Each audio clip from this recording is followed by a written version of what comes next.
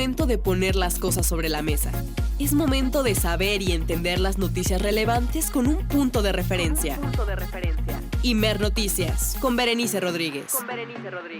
Tu punto de referencia. Periodismo desde lo público, contigo.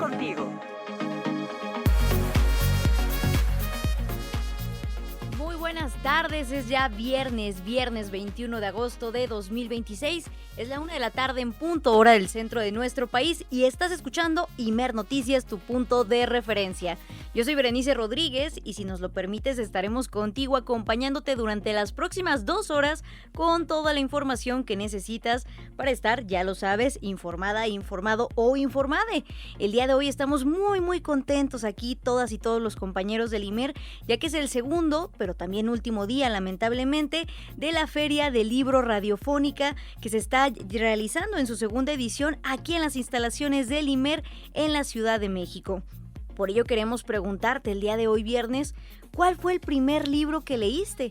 ¿Te acuerdas? ¿Cómo se llamaba? Ayúdanos a contestar la pregunta, ya lo sabes, a través de nuestras redes. Imer Noticias, nos encuentras así en Facebook, en Instagram y en Twitter, también en Threads, y también a nuestro número en cabina, que es 55 66 31 24 27, y estaremos, por supuesto, compartiendo todas tus respuestas, comentarios y saludos a lo largo de este programa. Ahora sí, arrancamos.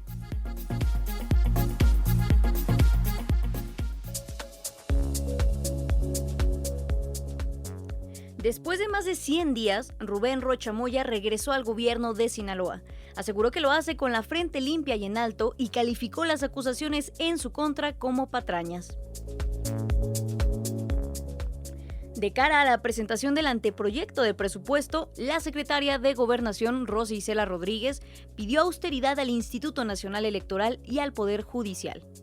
A ver, son tiempos de austeridad, no solamente para el Ejecutivo Federal y para el Poder Legislativo, también para el Poder Judicial y para los organismos autónomos. Eso ténganlo por seguro. Entonces, sobre esa línea vamos a estar caminando. El INAH reveló el descubrimiento de la cueva Mundo Zoque en el municipio de Cintalapa, Chiapas, uno de los hallazgos arqueológicos más relevantes de las últimas décadas en la región. La cavidad resguardó durante siglos 13 depósitos rituales con 179 piezas prehispánicas. El director del INAH, Omar Vázquez, explicó que la cueva fue utilizada con fines ceremoniales. Y habría sido un sitio de peregrinaje al que los zoques acudían sobre todo para solicitar lluvias y buenas cosechas. Turquía solicitó a la Interpol emitir una orden de búsqueda y de arresto internacional contra el primer ministro de Israel, Benjamín Netanyahu, y otro ciudadano israelí. En respuesta, el ministro israelí acusó al presidente de Turquía, Recep Tayyip Erdogan, de ser un dictador antisemita que alberga terroristas. Entre libros, música, talleres y la participación de las audiencias, este viernes 21 de agosto continúa la segunda Feria del Libro Radiofónica del Imer. Esta jornada abrió con la participación del actor Mario Iván Martínez en el Estudio A, quien compartió uno de sus cuentos con las y los asistentes. Ese día, el pequeño Leonardo, de 8 años, y su tío favorito realizaban su caminata habitual por los campos de la localidad de Vinci, ubicada en la región de la Toscana, en el país que hoy conocemos como Italia. Y por supuesto, en nuestra conversación del día de hoy viernes estaremos platicando sobre este diálogo que existe entre los libros y la radio con el escritor Daniel Salinas Basabe. Así que tenemos mucha información para que se queden y nos acompañen.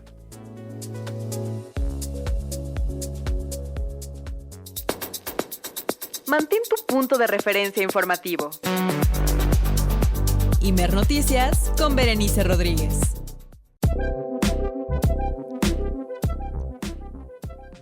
1:00 ya con 4 minutos, hora del centro de nuestro país, y continúas escuchando Imer Noticias, tu punto de referencia. Te recuerdo que tenemos medios de contacto para que nos escribas y te pongas en comunicación con nosotras y nosotros. Para ello tenemos redes sociales, nos encuentras en Facebook, Instagram, Twitter, ahora X y también en Threads como Imer Noticias. De igual forma puedes mandarnos mensaje de texto o una nota de voz, un audio, a nuestro número de WhatsApp en cabina, 55 66 31 24 27, y ayudarnos, por supuesto, a contestar la pregunta del día de hoy, que es: ¿tú cuál fue el primer libro que leíste? ¿Lo recuerdas? Compártenos el título y ahí también alguna anécdota. Claro que sí, que se vale. ¿Por qué fue importante ese libro para ti? También, como siempre, agradecer a todo el equipo que hace posible esta transmisión y este proyecto informativo que llevamos día con día hasta las bocinas de tu casa, de tu coche, de tu escuela, donde sea que nos estés sintonizando el día de hoy. Nos acompaña en producción del otro lado de la cabina Sofía Gutiérrez, en operación Jorge Jaramillo, en redacción nuestras compañeras Jessica Leal, Jessica Martínez y Fernanda López, y también a nuestro equipo de redes sociodigitales, Ariel Escalante, Lulú Zamudio y Laura Velarde. Y sí, es viernes y tenemos también un regalo que nos dejaron nuestras y nuestros amigos del Fondo de Cultura Económica para ti. Es un libro titulado Culhuacán, Recetas de Agua y Tierra, Cocina y Memoria, de Ana Bedoya Giles. En él podrás encontrar 120 recetas que han sido recopiladas de una memoria oral y muy comunitaria en el sureste de la Ciudad de México, precisamente en el pueblo originario de Culhuacán. Encontraremos muchas recetas que datan de la época prehispánica, pero que también son un símbolo muy importante de la identidad de lo que ha sido la capital mexicana. Podrás encontrar ahí rápidamente recetas que van de todo tipo: gorditas de paseo, pollo en michote, de masa, atole de maíz de teja, una gran publicación que vale mucho la pena tener y que además pues se antoja hacer alguna de estas recetas. Si tú quieres uno de estos libros, mándanos un mensaje al 55 66 31 24 27 y Culhuacán, Recetas de Agua y Tierra, Cocina y Memoria será tuyo. Ahora sí, vamos con las noticias del día de hoy.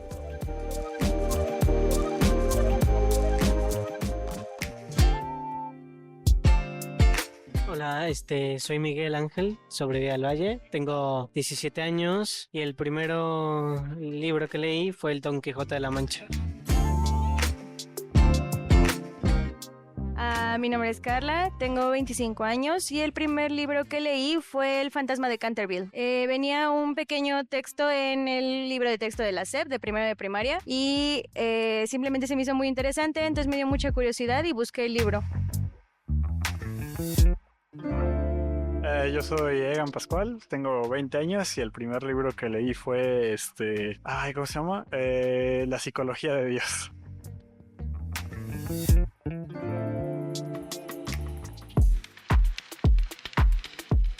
Ya escuchábamos algunas respuestas que nos compartieron a nuestra pregunta del día de hoy, y yo un libro que no sé si fue el primero que leí, pero que recuerdo mucho y con mucho cariño, que seguramente también es el favorito de muchas niñas y niños mexicanos, es La Peor Señora del Mundo, obviamente de Pancho Hinojosa, ilustrado por Rafael Barajas el Fisgón.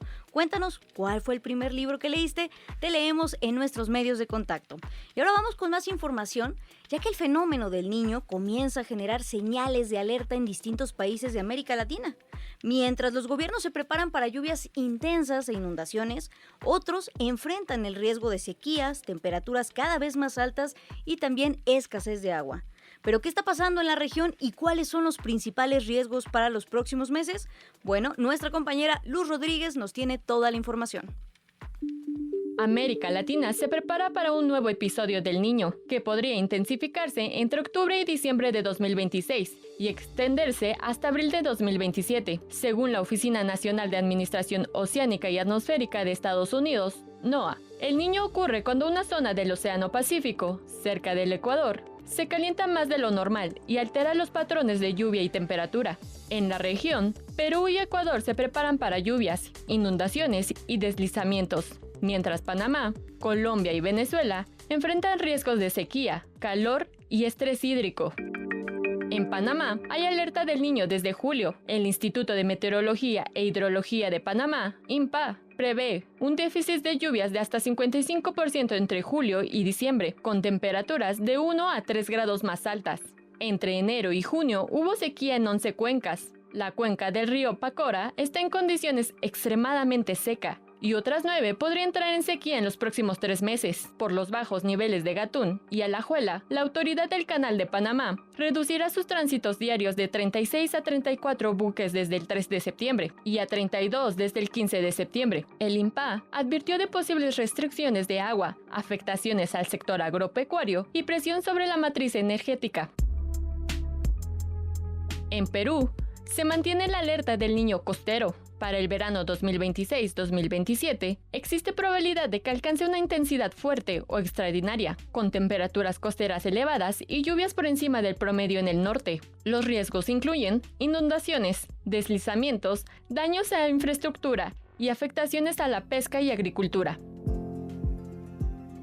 En Colombia, el Instituto de Hidrología, Meteorología y Estudios Ambientales, IDEAM, reporta condiciones del Niño en el océano y la atmósfera. Estima más de 90% de probabilidad de que persistan hasta el primer trimestre de 2027 y 69% de que alcance intensidad muy fuerte entre octubre y diciembre. Se esperan menos lluvias y temperaturas más altas, con riesgos de sequías, incendios, afectaciones agrícolas y problemas de abastecimiento de agua. En Ecuador, las autoridades mantienen alerta naranja en 17 provincias, 143 cantones y 491 parroquias. El fenómeno permanece activo, con condiciones cálidas en el océano y anomalías del nivel del mar de hasta 30 centímetros en la costa. En Venezuela, el Niño podría alcanzar intensidad muy fuerte desde finales de año y hasta principios de 2027. El fenómeno del Niño puede cambiar las condiciones de clima de una región a otra, con temperaturas más altas, lluvias intensas o periodos de sequía. La evolución del Océano Pacífico será determinante durante los próximos meses. El monitoreo y la preparación serán clave para reducir sus posibles consecuencias. Para Imer Noticias, con información de Luz Rodríguez, Katia Neira.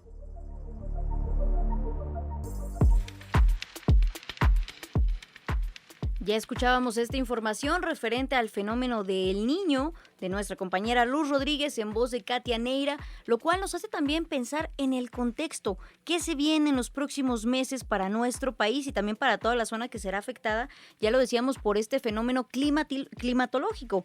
Y es que es importante que le pongamos mucha atención a este tema del cambio climatológico a nivel global, ya que en Baja California ya se han registrado lamentablemente 35 fallecimientos por golpe de calor en lo que va del verano.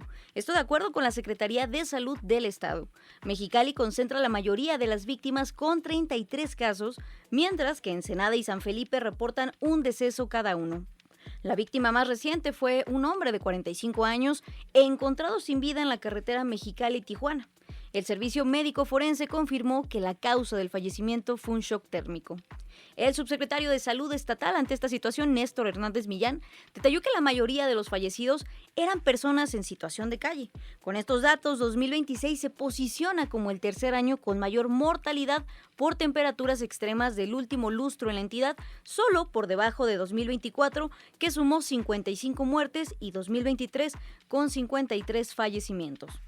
Ante las altas temperaturas que han llegado a alcanzar los 51 grados, la Secretaría de la Defensa Nacional y la Guardia Nacional activaron el plan DN3E en Mexicali para dar auxilio, hidratación y también atención médica inmediata a toda la población vulnerable.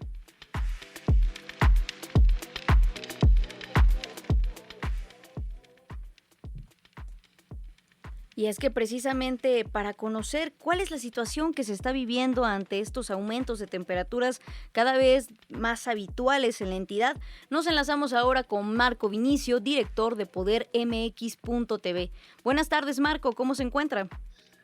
¿Qué tal, Berenice? Muy buenas tardes. Te saludo desde acá, desde la capital de Baja California, en donde pues ya está el termómetro registrando una temperatura de 42 grados a la sombra en este viernes pues caluroso de los viernes, de los días más intensos, vaya, que nos está tocando vivir acá en la frontera de México. 42 grados a la sombra en este momento, Marco, es una temperatura bastante alta, sobre todo que todavía falta que suba un poco más, por lo menos unos 2 grados en lo que pues el transcurso del día de hoy, lamentablemente. Pero Marco, ¿qué opciones están tomando? ¿Qué medidas han implementado por parte de las autoridades también para dar atención a la población vulnerable en medio de este contexto?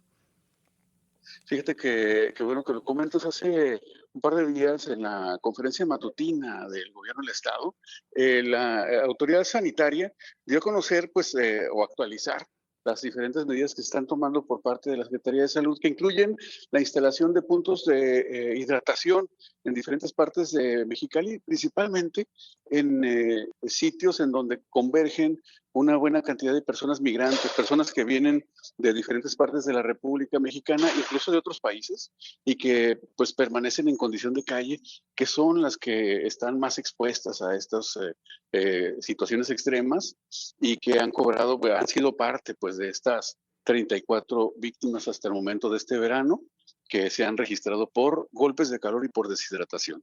Esto es parte de lo que han hecho, además pues de hacer recorridos en los puntos más vulnerables, más tradicionales, digamos, en donde se conglomeran estas personas, precisamente para buscar orientarlos y acercarlos a albergues en donde se han instalado camastros, se ha ubicado pues equipos de ventilación y pues bebidas hidratantes, además de pues la atención médica a las personas que así lo soliciten. Sin embargo, te comento, Bernice, no muchos son los que aceptan esta ayuda debido a las condiciones que propone la autoridad sanitaria y el Ayuntamiento de Mexicali, que ha estado encabezando estos esfuerzos, debido a que pues algunos de las personas que están en estas condiciones, pues son gente que busca el trabajo diario, el trabajo en la calle, o viven de la mendicidad. Entonces, pues a veces se resguardan por un momento, regresan a la calle y estando expuestos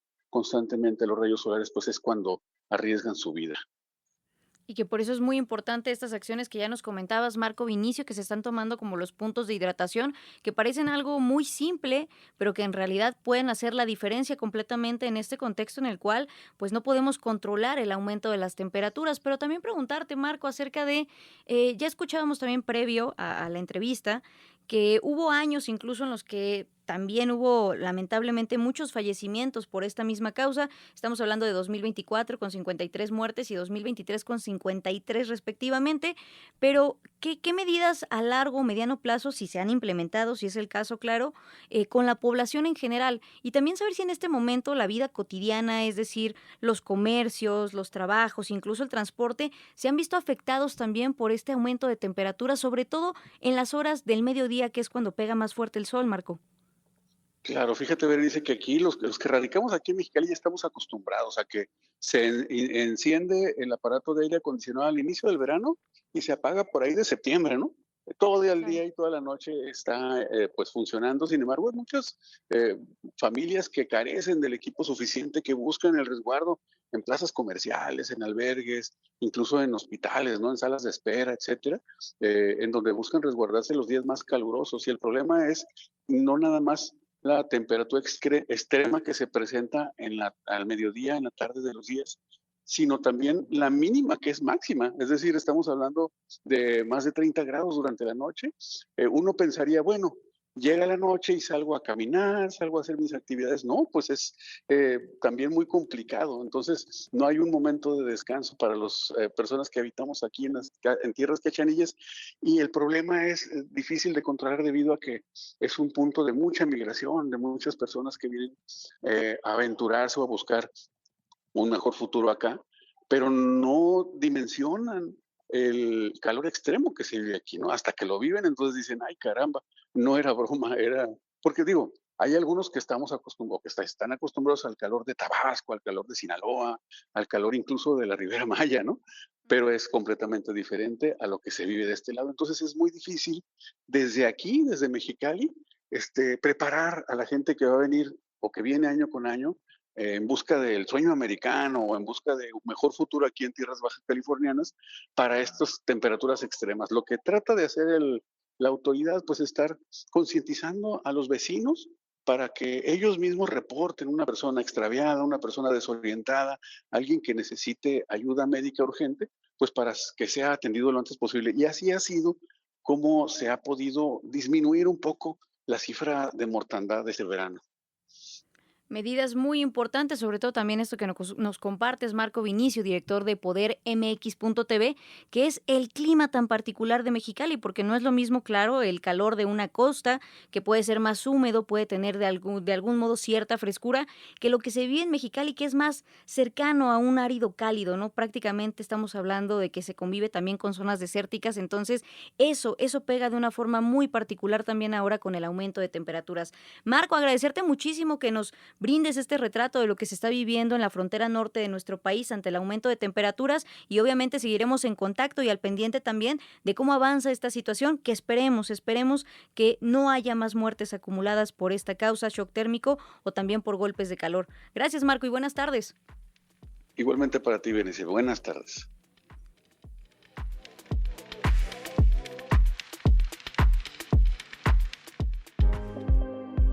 1 de la tarde ya con 20 minutos, hora del centro de nuestro país. Y es que es importante, sí que dimensionemos. No es lo mismo estar a 42 grados en este momento, como lo que nos compartían de Mexicali, con, por ejemplo, en la capital del país, aproximadamente en este momento se están viviendo 22, 23 grados de sensación térmica. Entonces hay que dimensionar por qué se están dando estos casos y sobre todo tomar acciones contundentes para detener que afecte de forma mortal a las personas. Y precisamente ahora para entender por qué se están dando también todos estos fenómenos del aumento de temperaturas y su relación directa pues en el impacto con la sociedad, con la vida cotidiana de las y los mexicanos, nos enlazamos ahora en Imer Noticias, tu punto de referencia, con el doctor Mauricio López Reyes del Instituto de Astronomía y Meteorología en la Universidad de Guadalajara.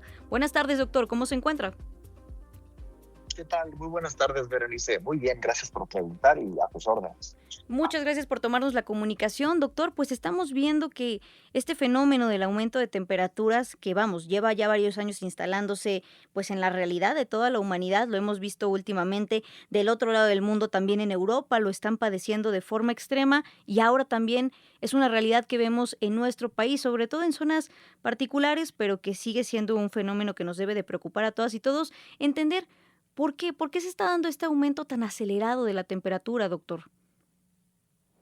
Bueno, hay que dividir esta respuesta en dos partes. Desde luego que es algo que en los últimos años, sobre todo 2023 y 2024, que fueron extraordinariamente cálidos en todo el planeta y particularmente en México, pues bueno, se hizo muy notorio este aumento en las temperaturas de manera tan prolongada, pero para entrar en la respuesta, quiero hablar primero de la estacionalidad. ¿Qué significa esto? Por ejemplo, las personas de Guadalajara saben perfectamente que el mes más cálido es mayo. Las personas de Baja California, ya en Tijuana, Tecate, Mexicali, saben perfectamente que el mes más cálido o los meses más cálidos son agosto y parte de septiembre. Y así en cada una de las regiones del país. A eso me refiero con estacionalidad. Es decir, las altas temperaturas no llegan al mismo tiempo ni con la misma intensidad en todo México. Además, hay una variabilidad completamente normal en los ciclos, vamos a decirlo aquí, climáticos. Hay años más cálidos que otros, años más fríos que otros, y eso es completamente normal. Eso siempre ha existido y va a seguir existiendo. Por otro lado, sí tenemos evidencia de un aumento en la tendencia, esa tendencia progresiva del aumento en las temperaturas en las últimas décadas en todo el planeta y en particular en México. Entonces, ¿qué pasa? Cuando se junta esta tendencia de aumento en las temperaturas con la propia estacionalidad de las temperaturas cálidas, pues podemos llegar a valores mucho más altos de lo que normalmente se llega en las temperaturas máximas o que duren más tiempo instalados estos sistemas que nos traen altas temperaturas. Esto es prácticamente lo que hemos estado viendo en buena parte del país, sobre todo en el norte, y sí me gustaría que el mensaje fuera muy claro. Es una parte completamente natural del planeta, inmersa en esta tendencia de aumento en las temperaturas en la que nos encontramos en este momento. Claro que eso también es muy importante considerarlo, como ya lo señalaba muy bien doctor Mauricio López Reyes, que son zonas en las que de por sí hay un clima, como ya lo decíamos, incluso árido, cálido, tirándole también a desértico, pero que en este momento se cruza con estos fenómenos climatológicos que están dando pues esta situación que es muy difícil de controlar. También preguntarle, doctor Mauricio López Reyes, acerca de cómo poder también prever o si es posible o incluso también implementar medidas pues más inmediatas y contundentes que nos permitan reaccionar a tiempo ante estos fenómenos. Mira, acabas de tocar un tema que es, digamos, el corazón de las ciencias atmosféricas y es lograr, por un lado, comprender los fenómenos, entender físicamente qué es lo que ocurre, pero al mismo tiempo tratar de predecirlos, tratar de pronosticarlos en diferentes ventanas temporales, ¿no? Desde el pronóstico del tiempo que conocemos todos, que nos dice si el día de hoy tengo que salir con una sombrilla o no, hasta los pronósticos subestacionales que me dicen si será un otoño más lluvioso, más frío, un invierno más frío, etcétera. Ahora, ¿cómo nos podemos preparar? Desafortunadamente, el sistema climático terrestre no obedece y no es sensible ni a buenas intenciones ni a buenos deseos. El sistema climático está echado a andar. Es un sistema, vamos a decirlo así, que se autosustenta.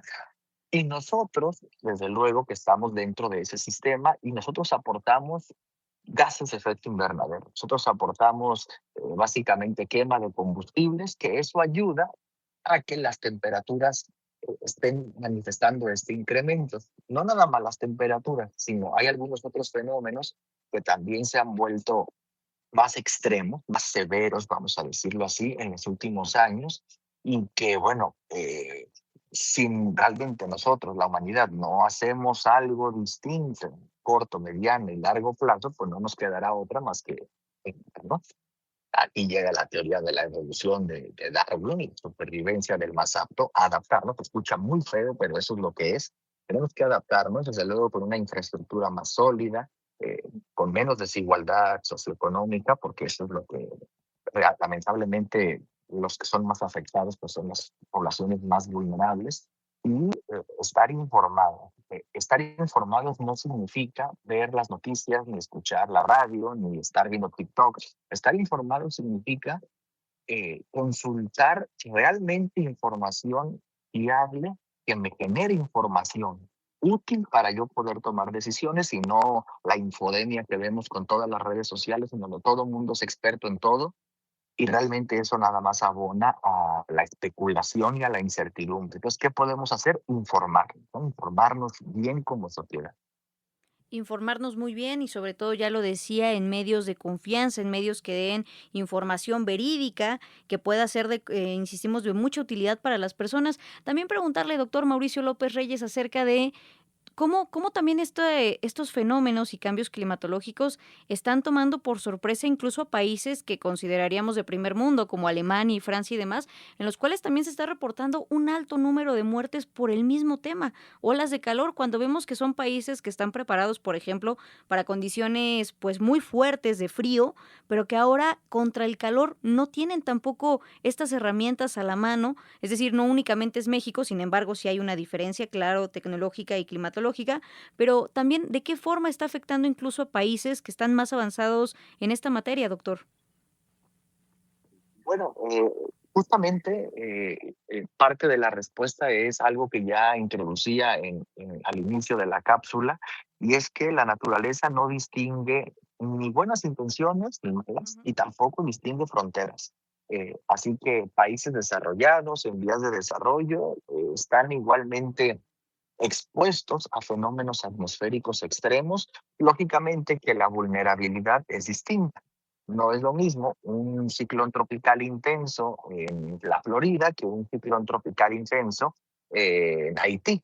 O sea, las condiciones de infraestructura son completamente distintas, por lo tanto la vulnerabilidad también va a ser mucho mayor en Haití que en Florida en caso de que tengamos un ciclón tropical con características similares. ¿Qué están haciendo los países desarrollados? Paradójicamente, los países desarrollados, algunos como Estados Unidos, invierten bastante en tecnología, pero también son los que más contaminan. Entonces, de alguna manera, bueno, es un poco paradójico lo que ocurre. Hay otros países, por ejemplo, en la Unión Europea, que se han tomado más en serio el hacer el cambio, la transición energética, energías verdes, y que, bueno, han tenido resultados muy notables en los últimos años en la disminución de la huella de carbón.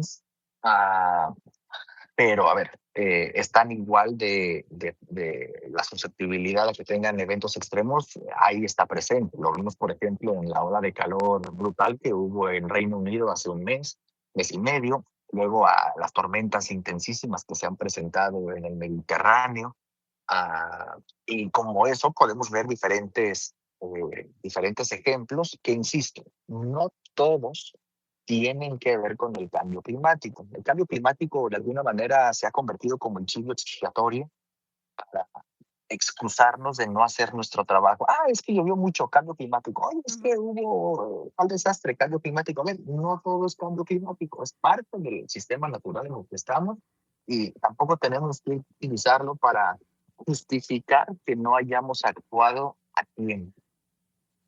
Exactamente, que no se vuelva un pretexto, sino al contrario también un punto de partida, pero sobre todo también tomando en cuenta todos los otros factores que ya nos compartía de manera muy acertada doctor Mauricio López Reyes. Y finalmente preguntarle, ¿se prevé que disminuyan estas temperaturas? Si es así, ¿cuándo? ¿O cuál es el panorama, por ejemplo, para México en los próximos meses, doctor? Bueno, en el norte del país en este momento pues, son los meses más cálidos, sobre todo en Baja California, en Sonora, en el norte de Sinaloa. Estamos en la temporada más cálida en aquella zona. Esto va a continuar el resto de agosto. Van a seguir con temperaturas rozando los 40, superando los 40 en buena parte de esas regiones, ni se diga Mexicali, que actualmente llegan a los 45 o más grados. Eso va a continuar las próximas semanas. En el resto del país seguiremos con valores normales de temporada, un poquito más cálidos de lo normal en Veracruz, la península de Yucatán, debido a la ausencia de lluvias regulares en las últimas semanas, y se espera que para los próximos meses incluso podamos estar hablando de un invierno más frío de lo normal. Todavía queda un poquito de tiempo y bastante incertidumbre en los pronósticos, pero es un escenario que está mostrando bastante consistencia. Hablar de un invierno meteorológico con temperaturas por debajo de lo normal, situación que desde luego hay que seguir vigilando y no tomar este pronóstico como un hecho escrito en piedra. Pues seguiremos al pendiente y agradecerle muchísimo toda esta información que nos comparte con la audiencia de Imer Noticias, doctor Mauricio López Reyes del Instituto de Astronomía y Meteorología en la Universidad de Guadalajara. Muchísimas gracias y buenas tardes, doctor. Igualmente para ti, un placer estar en tu espacio. Saludos. Gracias, doctor.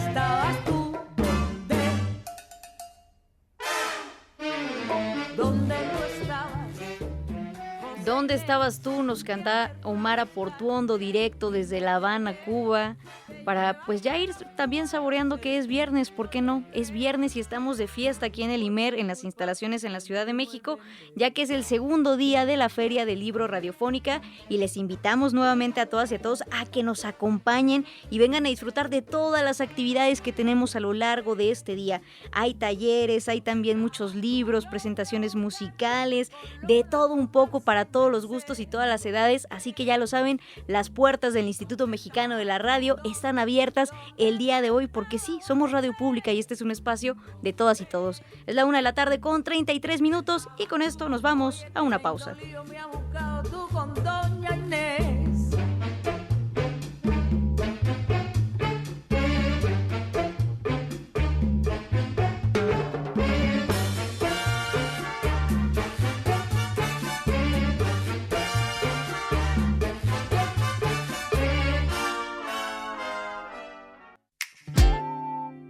Hola, soy Denise Sobrevilla, tengo 52 años. Pues de niña leí muchos libros de fábulas y cuentitos cortos, ¿no? Por ejemplo, hace poco me he estado acordando de uno que se llamaba La mota de algodón o algo así, que era, yo creo que de Tolstoy, porque eran libros soviéticos, ¿no? Así como el primer libro que leí. Mi nombre es Eric Moctezuma, tengo 25 años y el primer libro que leí recuerdo que fue una edición resumidísima de La Divina Comedia, que en su momento no comprendí mucho, pero pues ese fue. Mi nombre es Lourdes, tengo 38 años y recuerdo haber leído Mi planta de naranja lima. Recuerdo que me lo sugirieron en la clase de literatura en la secundaria.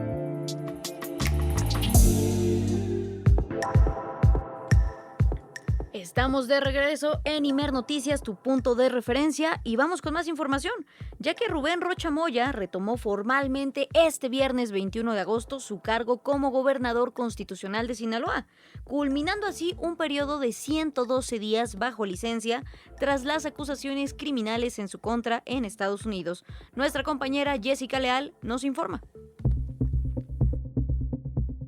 El gobernador de Sinaloa, Rubén Rocha Moya, anunció este viernes su regreso a la gubernatura, de la cual se separó temporalmente el 1 de mayo tras los señalamientos formulados por autoridades de Estados Unidos sobre presuntos vínculos con el cártel de Sinaloa, particularmente con la facción de los Chapitos. En el mensaje en redes sociodigitales en el que anunció su regreso al cargo, Rocha Moya afirmó que después de 112 días de investigación, la propia FGR le informó que no existen elementos mínimos de prueba que sustenten su participación en alguna conducta penal. El gobernador sostuvo que es inocente de los señalamientos y calificó las acusaciones como patrañas, que señaló fueron impulsadas por sectores de la ultraderecha nacional y extranjera. Rubén Rocha Moya entró caminando por la mañana al Palacio de Gobierno. Como primer acto fue a saludar a integrantes del colectivo Madres en Lucha por tu Regreso a Casa, que mantenían una manifestación afuera del recinto. ¡Ay, Dios santo!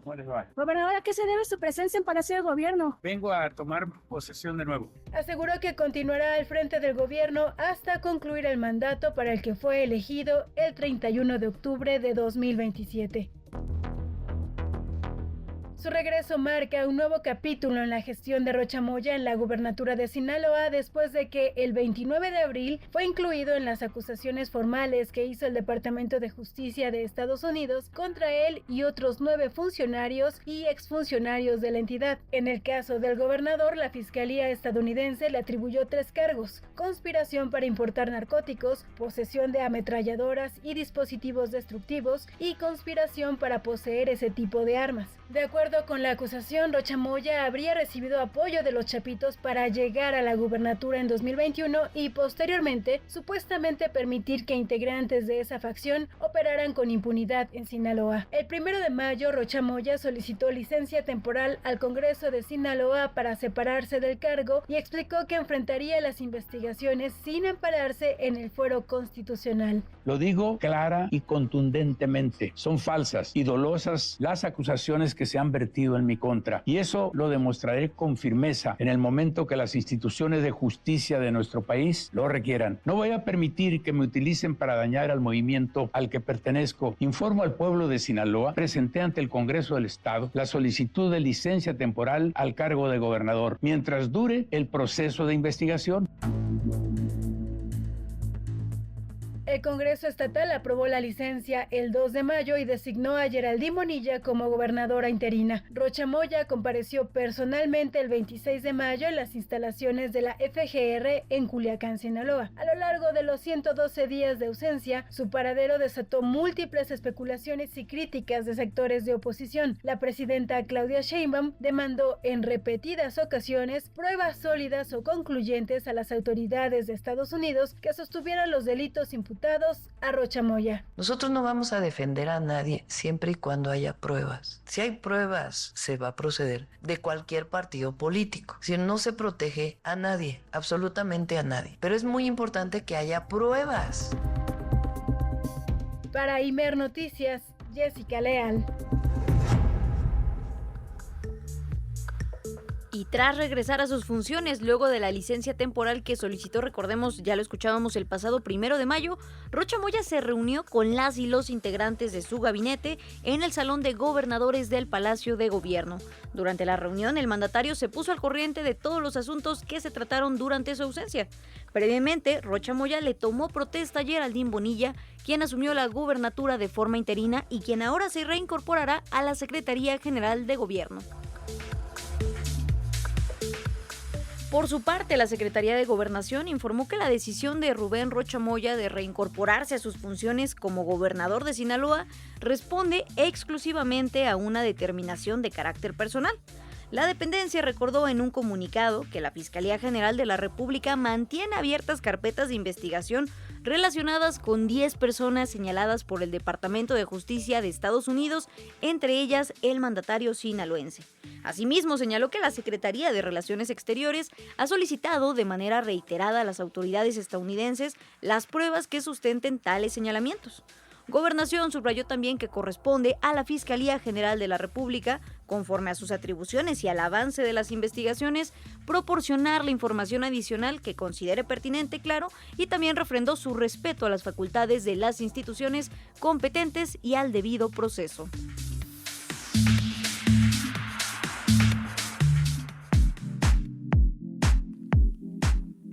Pero ¿cómo se vive el regreso del gobernador en Sinaloa? Bueno, para conocer esa situación, nos enlazamos ahora en Imer Noticias, tu punto de referencia, con Manuel Hernández, director de información del noticiero Altavoz Grupo Chávez de Radio Sinaloa.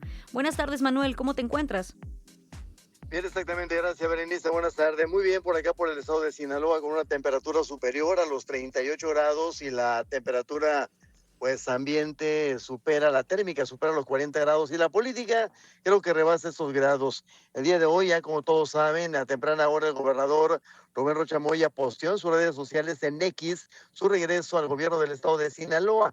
Inmediatamente él se incorporó, encabezó la mesa de seguridad, estuvo en esta mesa de seguridad, le tomó posesión o tomó la protesta a la exgobernadora interina Geraldine Bonilla Valverde y la volvió a reinstalar en la Secretaría General de Gobierno. El gobernador Rocha Moya estuvo en el Salón de Gobernadores, ahí se puso al corriente de todos los asuntos que se trataron durante su ausencia. Previamente había sido él abordado por madres buscadoras en torno de ahí de Palacio de Gobierno. Previo a la reunión del gobernador, te repito, Berenice, le tomó la protesta a Geraldine Bonilla para reincorporarla a la Secretaría General de Gobierno. Ya también el Congreso del Estado de Sinaloa, por conducto de Eligio López Portillo, el coordinador del grupo parlamentario de Morena, presidente de la Junta de Coordinación Política, pues dio su punto de vista.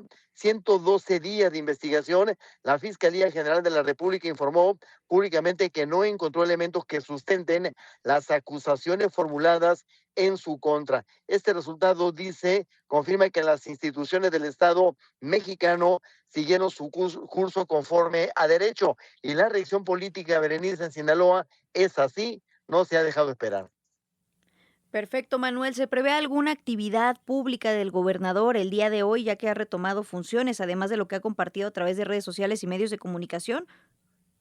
No se contempla hasta ahorita, la agenda del gobernador no contempla una actividad adicional pública en el transcurso del día o de la tarde en el estado de Sinaloa, quizá mañana, quizá el domingo, pero por lo pronto hasta este momento su equipo de comunicación y fuentes cercanas a Palacio de Gobierno no han confirmado otra actividad pública.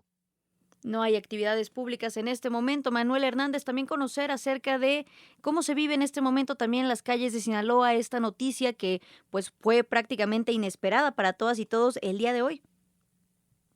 Sí, exactamente, fue poco después de las 8:30 de la mañana cuando el gobernador posteaba en sus redes sociales. Primero, la sorpresa fue en el terreno político, ese no se iba a dejar esperar, y luego fue el comentario en cafés y en las calles, el regreso del gobernador Rubén Rocha Moya. Más allá del estupor político, no ha pasado a mayores, estimada Berenice, en Sinaloa. Pues seguimos al pendiente también de lo que pueda acontecer. Ya nos lo comentabas, Manuel Hernández, director de información del noticiero Altavoz Grupo Chávez Radio en Sinaloa, a lo largo de este fin de semana, sobre todo ahora que se reincorpora, ya lo decíamos, tras 112 días, el gobernador de esa entidad. Muchísimas gracias por este reporte, esta actualización, Manuel, y seguimos en comunicación. Buenas tardes. Y estamos a la orden, buenas tardes. Muchas gracias.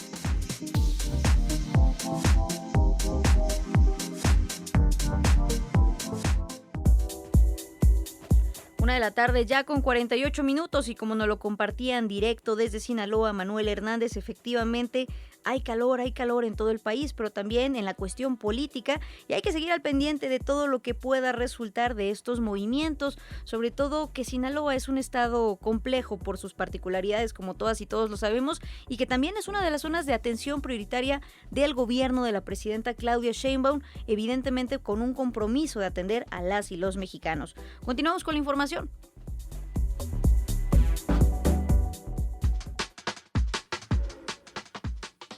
En otros temas, la secretaria de Gobernación, Rosa Isela Rodríguez, pidió al INE y al Poder Judicial actuar con prudencia frente a lo que calificó como solicitudes excesivas, esto referente al presupuesto para el próximo año 2027. Al encabezar la conferencia matutina, en lugar de la presidenta Claudia Sheinbaum, quien, recordemos, se ausentó por motivos de salud, Rodríguez consideró que la propuesta para garantizar los derechos de las audiencias representa un avance, aunque consideró que todavía se queda corta. Toda la información con nuestra compañera Sofía Cruz. Sofía, buenas tardes. ¿Qué tal, Berenice? Buenas tardes. Así es, pues con un llamado a la prudencia a los órganos autónomos como el INE y el Poder Judicial, la secretaria de Gobernación, Rosa Isela Rodríguez, solicitó que se presenten los presupuestos para el próximo año 2027 sin peticiones excesivas. Sostuvo que estamos en época de austeridad y no solo el Poder Ejecutivo y Legislativo, sino también entran en ello el Poder Judicial y los órganos autónomos, por lo que todos deben trabajar en esa línea. Aseguró que ya se han conversado con los consejeros electorales y ya tienen conocimiento de esta postura, por lo que confió en que se llegue a un acuerdo con todas las instituciones. Asimismo, indicó que en el presupuesto del próximo año solo debe contemplarse lo que ya se tiene hasta ahora como un margen de presupuesto y será la Secretaría de Hacienda quien decida y anuncie los recursos que se destinarán a cada rubro. Vamos a escuchar las palabras de Rosa Isela. Sabemos de la autonomía, pero también sabemos de las prioridades del gobierno. Entonces, tendrá que haber prudencia en cuanto a las solicitudes excesivas. Nosotros tenemos confianza en que tanto el Poder Judicial como con el INE vamos a llegar a acuerdos en materia de austeridad del presupuesto. No tenemos ninguna duda. Por otra parte, informarte, Berenice, que este viernes, como tú ya lo señalaste, concluye la consulta sobre los lineamientos de los derechos de las audiencias, por lo que la secretaria de Gobernación, Rosa Isela Rodríguez, también afirmó que pronto se conocerá de manera precisa cómo quedaron los lineamientos. Destacó que ya hubo acuerdos con la Cámara de la Industria de la Radio y la Televisión, sin embargo, se considerarán las opiniones de todas las personas que hayan decidido participar, pues todas son audiencia y tienen derechos desde la niñez, la juventud hasta los adultos y las personas adultas mayores. Afirmó que este es un gran paso en esta materia, sin embargo reconoció que aún quedan algunos temas por abordar. No obstante, indicó que depende de los medios de comunicación la autorregulación que quede establecida en la ley. Vamos a escuchar sus palabras. Ya hay un acuerdo con la propia CIRT, entonces creo que es un gran avance. Esto se relaciona básicamente con la radio, con la televisión, pero amerita pues que siga el debate, que siga la discusión, porque ha enriquecido mucho precisamente pues que las audiencias también tenemos derechos y también para algunos decimos que todavía se queda corta. Finalmente, Berenice, comentarte que la secretaria de Gobernación, Rosa Isela Rodríguez, también hizo un llamado a la ciudadanía para que registren su número telefónico celular. Si bien reconoció que ya se avanzó en el registro telefónico, todavía quedan 9.6 millones de líneas celulares que no se han registrado tan solo con terminación en 0, por lo que es necesario realizar el registro, pues ya que se avecina el 31 de agosto, e indicó que pronto se dará a conocer más información. Una buena noticia, dijo, sobre este tema por parte de la Comisión Reguladora de Telecomunicaciones, pero insistió en que es un gran trabajo el que se logre el registro de las líneas que aún quedan pendientes. Berenice, ese es el reporte. Sofía, muchas gracias y efectivamente hay que insistir a todas las personas que nos están escuchando que es un trámite muy importante que hay que hacer todas y todos para que no se nos suspendan nuestras líneas telefónicas. Muchas gracias y seguimos en comunicación. Buenas tardes, Sofía. Buenas tardes, Berenice. Vamos ahora a otros temas, ya que el gobierno de México expresó al embajador de Estados Unidos, Ronald Johnson, su desacuerdo con el traslado de mexicanas y mexicanos deportados a terceros países antes de su retorno al territorio nacional. La secretaria de Gobernación, Rosa Isela Rodríguez, señaló que el encuentro con el diplomático estadounidense se centró principalmente en asuntos migratorios y destacó también que la migración irregular hacia Estados Unidos ha disminuido 96%, tanto en el caso de personas de otras nacionalidades como de mexicanos. La funcionaria federal también explicó que México mantiene un acuerdo con Estados Unidos para recibir directamente a sus connacionales deportados, por lo que cuestionó que algunos sean enviados primero a países como Guatemala y Honduras antes de ingresar a territorio mexicano. Así lo dijo.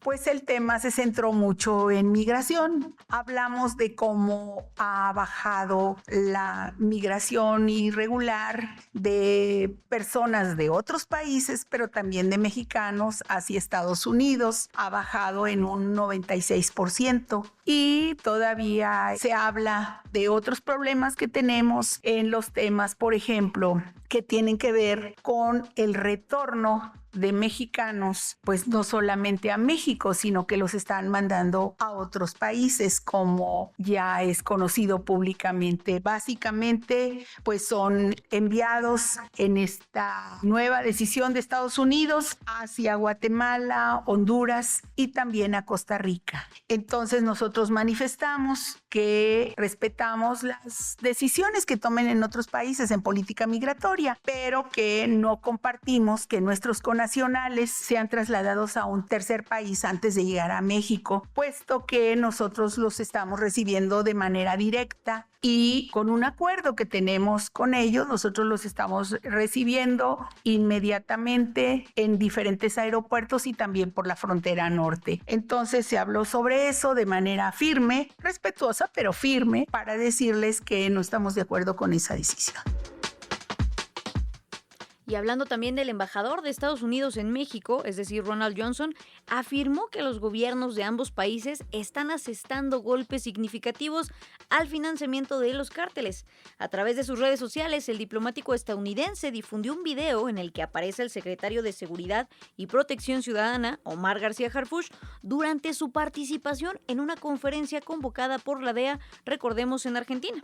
Las autoridades financieras de Estados Unidos y México, bajo el liderazgo del presidente Donald Trump y la presidenta Claudia Sheinbaum, están asestando golpes significativos al financiamiento de los cárteles al trabajar juntos para desmantelar las redes financieras que alimentan a los cárteles. Les estamos pegando donde duele, escribió el embajador estadounidense. Y ya entrados en temas de seguridad, la defensa del excontralmirante Fernando Farias Laguna, recién trasladado de Argentina al penal federal del Altiplano, pedirá que su audiencia inicial por presunto huachicol fiscal sea pública. Argumenta que la publicidad es la regla en el sistema penal acusatorio y que cualquier restricción debe estar jurídicamente fundada y motivada. Toda la información la tiene nuestro compañero Víctor Raúl Ramírez. Víctor, buenas tardes. ¿Qué tal, Berenice, auditorio? Buenas tardes. Así es, pues la Fiscalía General de la República informó que la mañana de este viernes llegó a la Ciudad de México Fernando N., ex servidor público posiblemente relacionado con una compleja red criminal dedicada al contrabando, dispersión y distribución de combustible. Esto luego de su expulsión de Argentina. La dependencia explicó que una vez que el avión de la Secretaría de Marina aterrizó en el Aeropuerto Internacional de la Ciudad de México, Fernando N. fue presentado ante un médico legista con la finalidad de ser certificado médicamente para ser trasladado posteriormente al Penal Federal del Altiplano, Penal Moloya de Juárez, Estado de México, en donde quedó a disposición de la autoridad judicial que lo requiere. Por su parte, la defensa de Fernando N. confirmó que ya tuvo comunicación con su cliente desde el momento en que aterrizó en México y que se encuentra a la espera de la notificación formal de la audiencia inicial que deberá celebrarse en las próximas horas. La defensa indicó que solicitará que dicha audiencia sea pública en atención al principio de publicidad que rige el sistema penal acusatorio. Los abogados de Fernando N. explicaron que el artículo 20 constitucional establece este principio y el Código Nacional de Procedimientos Penales dispone que la regla es la publicidad, mientras que cualquier restricción debe ser excepcional, fundada y motivada. Los abogados puntualizaron que ha sido la propia Fiscalía General de la República la que se ha encargado de hacer público el caso durante meses al difundir información relacionada con la investigación, la detención, los traslados y diversas actuaciones vinculadas con Fernando N. Por ello, la defensa considera que debe de prevalecer la congruencia y si el caso se ha hecho público para acusar, la audiencia entonces no debería de convertirse ahora en un acto reservado sin una justificación jurídica clara. Ese es mi reporte.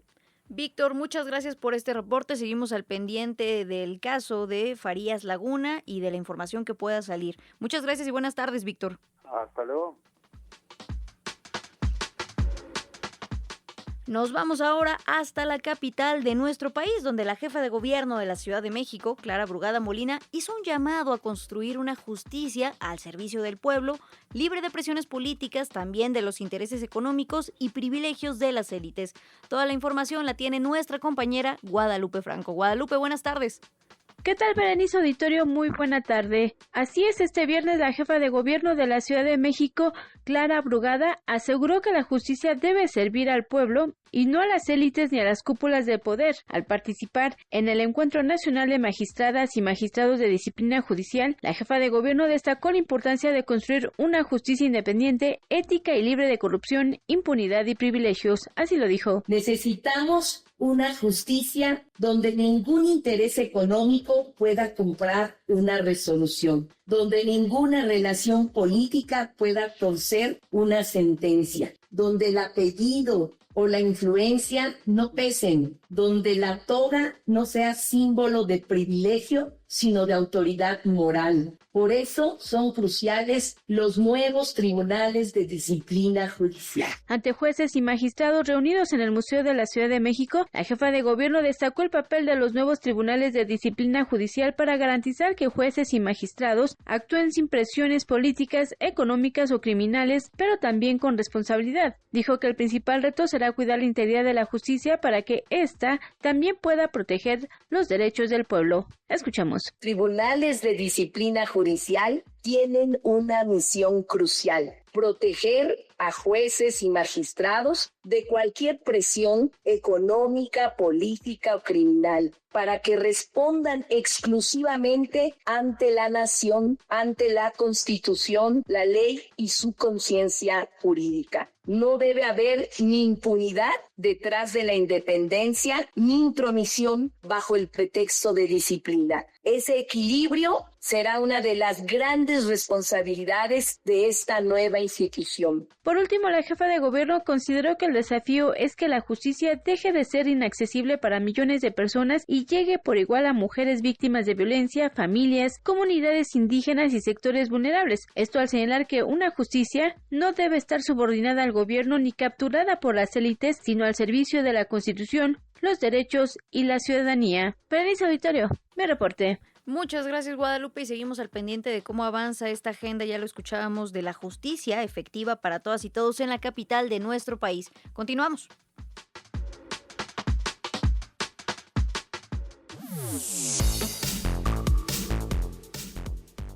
Llegó el momento de la infodemia del día de hoy, siendo ya las 2 de la tarde con 1 minuto, hora del centro de nuestro país, y es que ha circulado recientemente en redes sociales, en el entorno virtual, que no funciona el quirófano inteligente del Hospital de Joco. Pero, como siempre, es importante que antes de compartir alguna información que circule en redes, escuchemos la verificación que nos preparó en este caso nuestro compañero Rafael Burgos.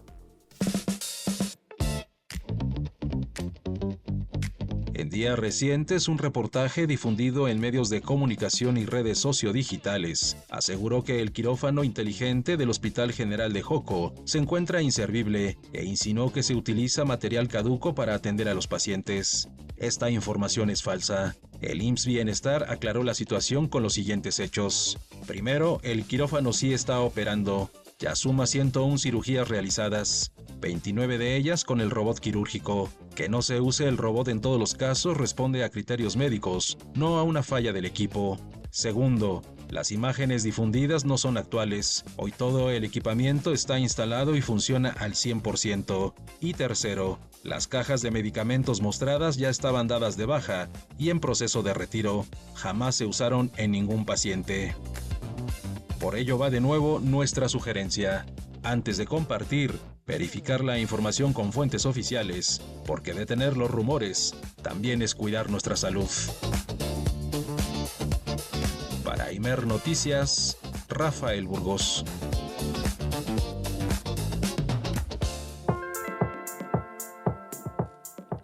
Continuamos en Imer Noticias, tu punto de referencia, segunda emisión, y esta mañana se dio a conocer información muy importante y muy buena para nuestro país, ya que el director del Instituto Nacional de Antropología e Historia, Omar Vázquez, dio a conocer el descubrimiento de la cueva Mundo Zoque, esto en el municipio de Cintalapa, Chiapas, uno de los hallazgos arqueológicos más relevantes de las últimas décadas en toda la región.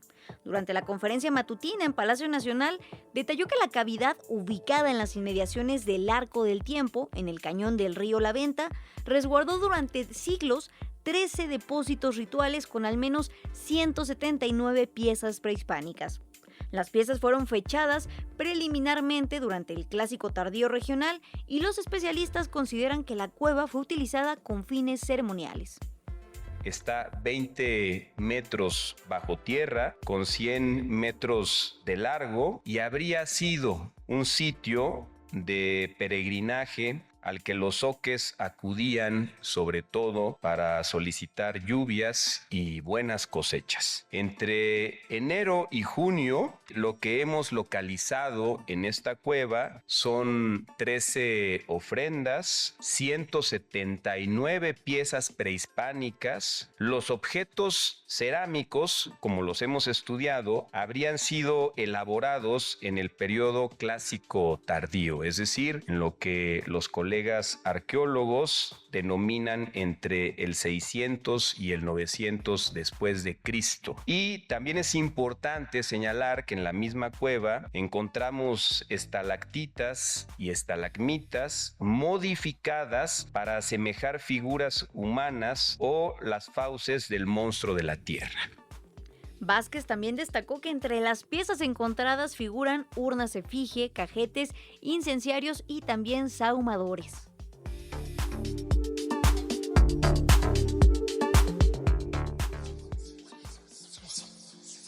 En el barrio de Joco hay un murmullo que empieza a crecer. En el ambiente se respira un aire distinto. Hay una fiesta que se aproxima y todos estamos invitados. Feria de Libro Radiofónica Imer. Ya llegó la FLIR. 20 y 21 de agosto, a partir de las 10 de la mañana. Asiste con tu familia y amigos a las instalaciones del Instituto Mexicano de la Radio y disfruta de las actividades que hemos preparado para ti. Radioteatros, cuentacuentos, mesas de debate, presentaciones de libros, poesía, talleres, transmisiones en vivo, slam poetry, zona de comida y mucha música. La FLIR 2026 tiene todo y para todos. Checa la ubicación exacta y el programa de actividades en nuestras plataformas digitales. ¡Lánzate! La entrada es libre. 20 y 21 de agosto, a partir de las 10 de la mañana. Te esperamos.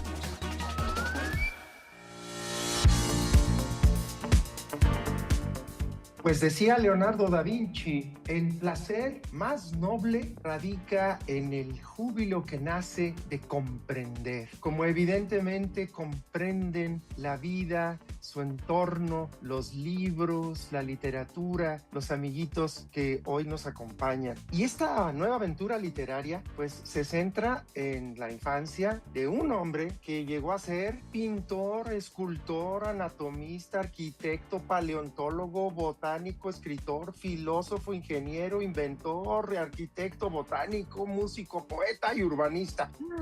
Leo era un ser como ustedes, como esos niños que hoy te acompañan.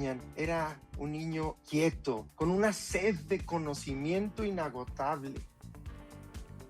Con la presentación del programa La Pandilla en Vivo, junto al actor y cuentacuentos Mario Iván Martínez desde el Estudio A, iniciaron las actividades hoy viernes en la segunda edición de la Feria de Libro Radiofónica del IMER 2026, que estuvieron especialmente dedicadas a las infancias con presentaciones musicales, narraciones en vivo y diversos juegos. Escuchemos. Olvidó los discos que solía programar. En lugar de eso sonó un boom bap. Boom bap, boom boom bap.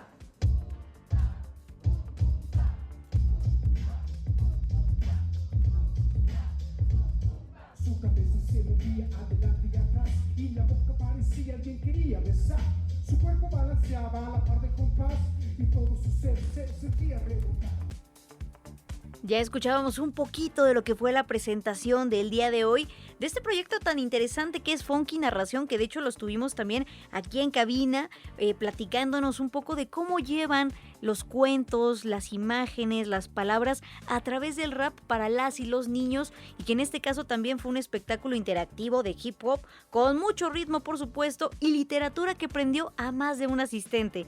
Durante el evento, Víctor Flores, un asistente de esta segunda edición, nos compartió parte de su experiencia. Hola, ¿qué tal? Yo soy Víctor el Poeta, estoy aquí en la Feria del Libro. La verdad me gustó bastante, recorrí lo que es aquí la Feria del Libro y me gustó mucho las actividades, la música, ver diferentes libros y muchas cosas más. Me compré un libro que se llama Millonario en un fin de semana y un cuadro de Malcolm Jackson. Y yo ojalá que lo vuelvan a repetir porque me gustó bastante y ojalá se pudiera repetir para el siguiente año. Ojalá que se repita, claro que sí, aquí estamos todas y todos en el IMER muy emocionados por esta segunda edición, que esperamos que no sea la última, que haya tercera, cuarta, quinta y muchas más. Y es que no solamente son libros y también toda esta convivencia, sino que hay toda una serie de actividades para todas y todos. De hecho, también como parte de la agenda, en el lobby de aquí del IMER, se realizó la presentación del radioteatro Canastas de Cuentos Mexicanos de Bruno Traven, un relato que ofrece una mirada profunda y crítica sobre las desigualdades sociales en México durante la primera mitad del siglo XX. Escuchemos un poquito. Los sábados eran días de tianguis. Para el canastero, llegar hasta ahí significaba mucho más que sacar sus piezas a la venta. Cada canasta podía representar entre 15 y 20 horas de trabajo, sin contar el tiempo dedicado a recoger las fibras, prepararlas y obtener los tintes. Y sin embargo, conseguir un precio justo era casi tan difícil como hacerlas. ¿Qué? ¿80 centavos por esto? Sí, señora. Pero si eso es puro petate, eso se encuentra por montones en el campo.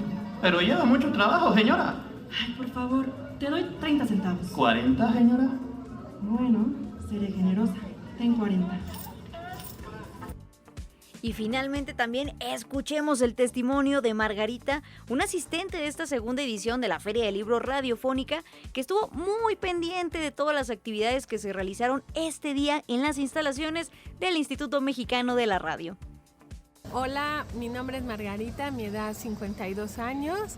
Me la estoy pasando pues muy padre, muy divertido. Me costó un poquito de trabajo llegar porque estoy lejos, pero ya aquí estoy muy relajada, muy tranquila. Estuve en el primer evento de La Pandilla con Mario Iván, que presentó sus libros. Yo desconocía, pero me pareció muy interesante la producción que tiene él. Y he estado comprando aquí algunas cosas de comida y unas libretas, una para dibujar y una para escribir. Ahí el testimonio que nos compartía Margarita para que también tú te animes a venir a darte una vuelta aquí al IMER, que estamos en el segundo y último día de esta edición de la Feria del Libro Radiofónica, pero la cual también te cuento que todavía no se acaba, ¿eh? Va a haber muchas actividades en las horas que nos quedan, porque habrá talleres, conciertos, trueque de libros, la presentación también de libros como Nuestras Resistencias, escritoras que nos vuelan la cabeza, y también Casa de las Muñecas de Kenia Cuevas, sesiones de escucha y un torneo de declamación poética junto a Slam Poetry. Así que ya lo saben, estaremos aquí recibiéndoles con todas las puertas y los brazos abiertos en el Instituto Mexicano de la Radio en la FLIR 2026.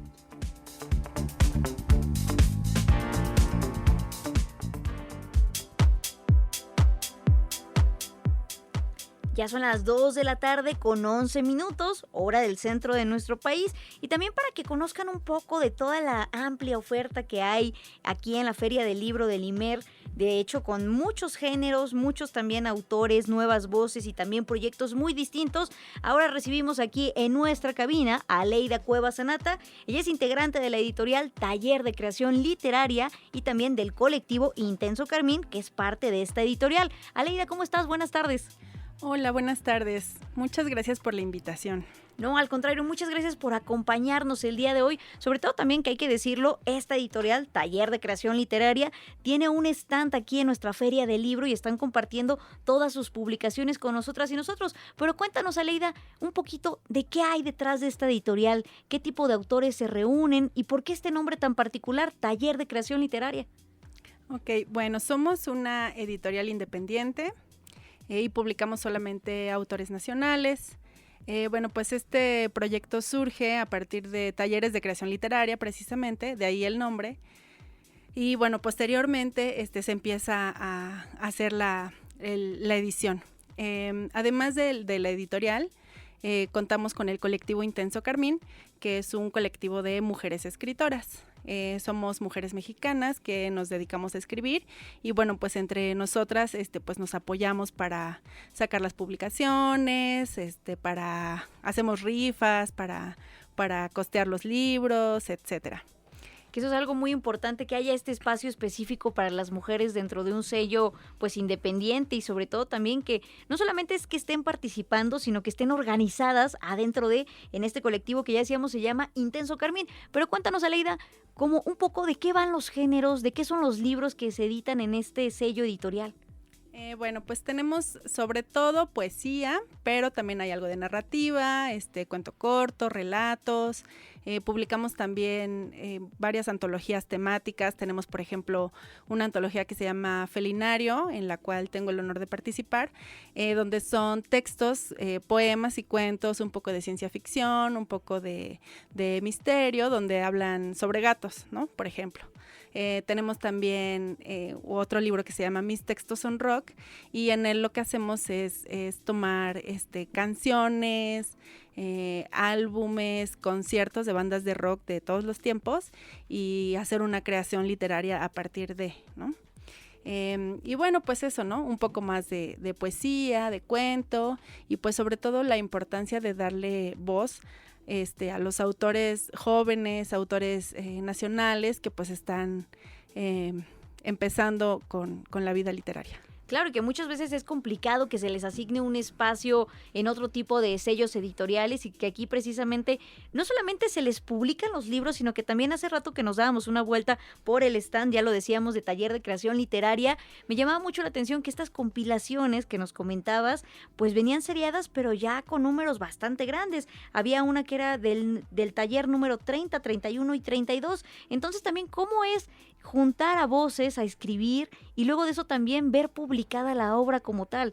¿Qué hace sentir eso a las y los autores en torno al proceso? Porque muchas veces vas a un taller, escribes o te enseñan algunas cosas, pero lamentablemente no hay un circuito que te permita publicar esa obra. Aquí sí, ¿por qué, Aleida? Pues yo creo que, bueno, también nosotros estamos totalmente a favor de salir del closet de los escritores y pues yo creo que es un sueño de mucha gente que le gusta escribir, pues ver su obra publicada, ¿no? Entonces eso justamente nos acerca más pues a la literatura y a perderle el miedo a acercarnos a las editoriales grandes, ¿no? Siempre hay editoriales independientes que están dispuestas pues a publicar trabajo, a darle difusión y justo como te comentaba, pues todo empieza en los talleres. Los talleres ahorita me parece que van ya arriba del número 50 o 60 más o menos, o sea el trabajo editorial lleva ya unos 16 años aproximadamente. Entonces, pues digamos que se hacen los talleres, obviamente el profe hace ejercicios, se pone a dejar correr la pluma y posteriormente se eligen los mejores textos de cada uno de los integrantes, de los participantes del taller y se hace una publicación.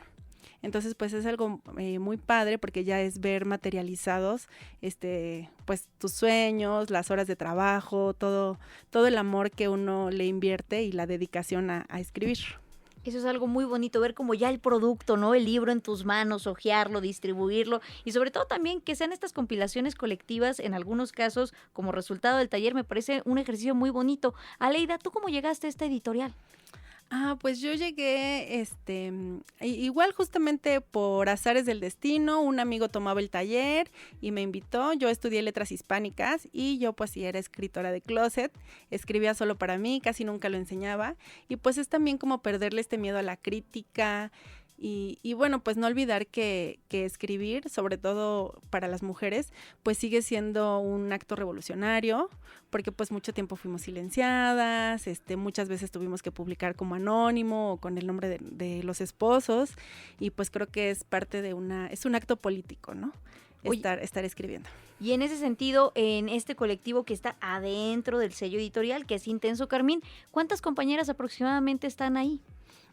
Pues mira, hemos publicado hasta 25, 27 autoras porque tenemos antologías justamente que son solamente de poesía y narrativa de mujeres, y actualmente me parece que hay publicados 18 libros más o menos de mujeres dentro de la editorial. 18 libros de mujeres. Oye, y ahorita que alguien nos pueda estar escuchando que le interese, por ejemplo, acercarse a este taller, ¿cómo podrían hacerlo? ¿Son convocatorias abiertas o no? ¿Dónde se encuentran también ubicados y aquí en la Ciudad de México? ¿Cómo nos acercamos a este tipo también de proyectos, Aleida?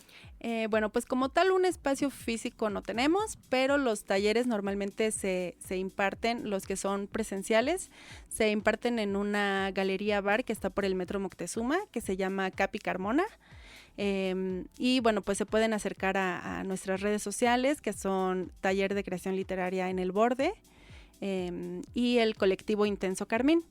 Ahí normalmente estamos publicando justo cuando van a salir convocatorias. Hay convocatorias que son abiertas y convocatorias que son dentro de la editorial, pero pues igual ahí se puede ver también los eventos, presentaciones de libros, hacemos eventos de poesía con música.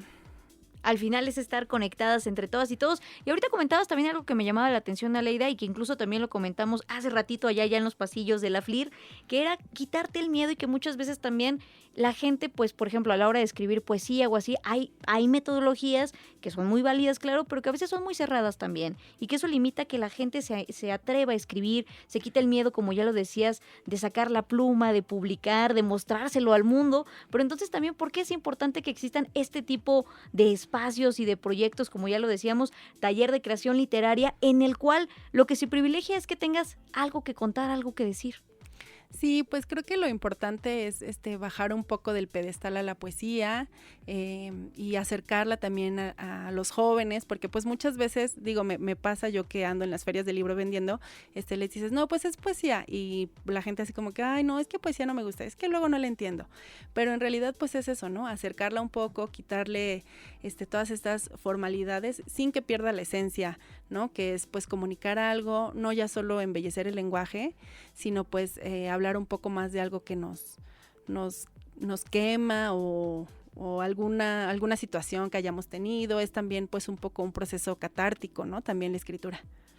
Es un proceso al que es importante que todas y todos nos abramos en algún momento, y por eso existen proyectos tan importantes y tan bonitos como este, y sobre todo también que en un mundo en el cual estamos viendo que lamentablemente los textos publicados en papel cada vez desaparecen, ¿no? Incluso ahora también editoriales están cerrando, editoriales históricas aquí en México, pues es importante apostarle a seguir haciendo en papel, a seguir abriendo espacios, y no solamente para las grandes editoriales transnacionales ni para las grandes plumas, sino a toda la persona que tenga algo que decir. Finalmente, Aleida, ¿cuál es el primer libro que leíste?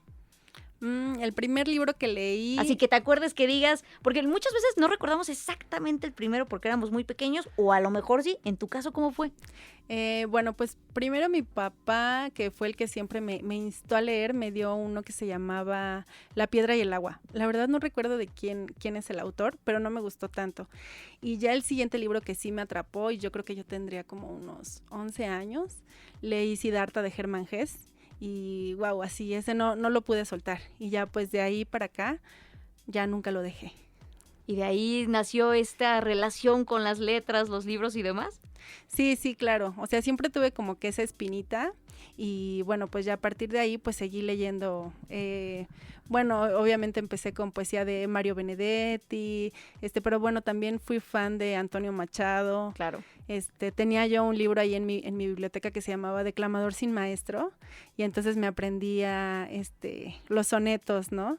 De Amado Nervo, de Sor Juana, de Manuel Gutiérrez Nájera.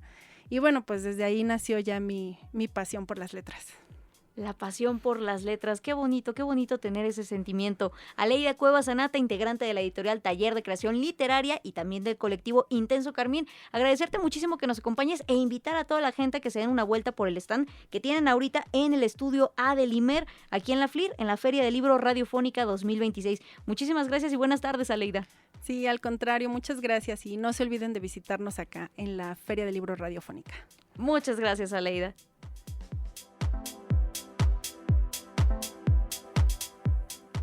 Pues ahí está, tenemos oferta de todo tipo de géneros, todo tipo de voces, todo tipo de proyectos aquí en las instalaciones del IMER el día de hoy. Aprovechen, dense de verdad una vuelta, vale mucho la pena, sobre todo insistimos, esto es radio pública y es de todas y todos. Son las 2 de la tarde con 23 minutos y nos vamos a una pausa.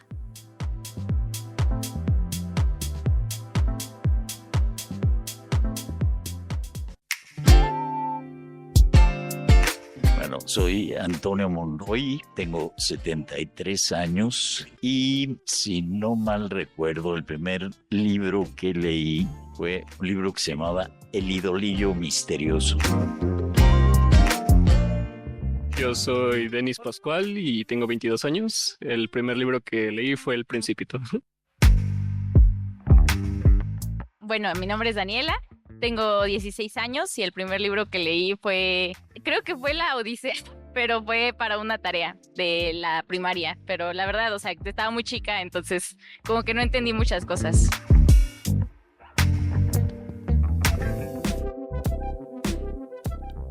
Estamos de regreso en IMER Noticias, tu punto de referencia. Ya escuchábamos más respuestas y también queremos escucharte a ti con nuestra pregunta del día de hoy, que es: ¿tú cuál fue el primer libro que leíste? Ahorita yo haciendo memoria, otro que también me gustó mucho en la primaria fue Rebelión en la Granja, de George Orwell. Y precisamente creo que por eso terminamos pensando así. En fin, son las 2 de la tarde con 28 minutos y nos vamos con más información del día de hoy.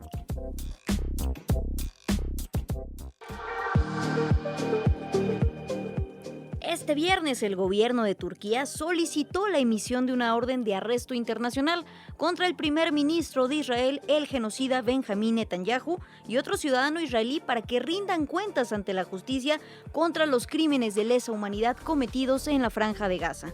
Esta solicitud se da después del rechazo internacional que provocaron las declaraciones del ministro de Seguridad Nacional israelí, recordemos, Itamar Ben-Gvir, quien instó así, sin ningún reparo ni ninguna vergüenza, a matar, a asesinar a 40 personas palestinas al día en Gaza. Toda la información la tiene nuestra compañera Jessica Martínez en voz de Gabriel Polinar.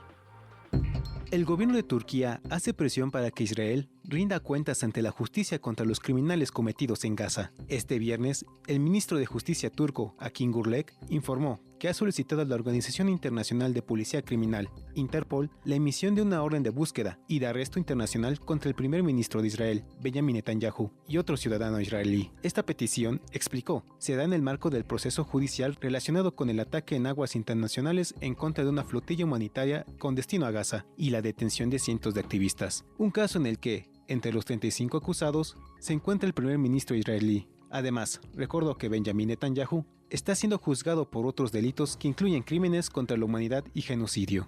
El gobierno turco advirtió que tomará todos los pasos necesarios para que se haga justicia, ya que no aceptarán que la administración Netanyahu, que lleva a cabo una política de genocidio en Gaza, sea intocable e inmune a la rendición de cuentas. Por su parte, la oficina del primer ministro de Israel desmintió la validez legal de las acusaciones, señalando que se trata de un intento del gobierno turco para intimidar a los líderes y soldados israelíes. En un comunicado, acusó que el presidente de Turquía, Recep Tayyip Erdogan, es un dictador antisemita que ha masacrado a kurdos, alberga terroristas y ahora busca extender su agresión contra Israel hacia Siria. Israel no lo tolerará, acotó.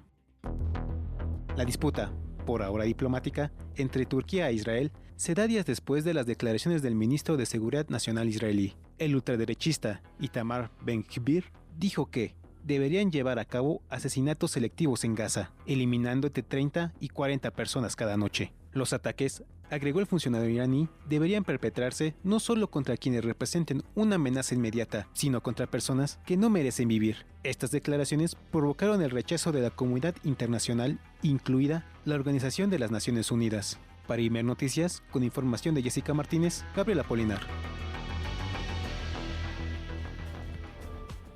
Importantísimos estos datos que nos traen nuestros compañeros Jessica Martínez y Gabriel Apolinar respecto a lo que está aconteciendo en la Franja de Gaza, porque como ya lo comentábamos ayer en una mesa especial aquí en IMER Noticias, tu punto de referencia, segunda emisión, es importante no dejar de denunciar lo que está haciendo el gobierno israelí con la población palestina. Y no podemos quitar el dedo sobre la mesa de decir que esto es un genocidio. Y en ese sentido también la presidenta de la Comisión Europea, Ursula von der Leyen, se sumó sumó a la declaración conjunta de al menos 14 países que condenan que Israel haya publicado las licitaciones de construcción de más de 1.200 viviendas como parte de su proyecto de asentamiento Iswan en Cisjordania ocupada. Se trata, señaló, de una decisión inaceptable por parte de las autoridades israelíes. En un mensaje publicado en sus redes sociales, la presidenta de la Comisión Europea escribió: "Llevamos mucho tiempo oponiéndonos a este paso. Socava la solución de 2 estados al dividir Cisjordania y romper la continuidad territorial de los territorios palestinos". Esas fueron las palabras de Ursula von der Leyen.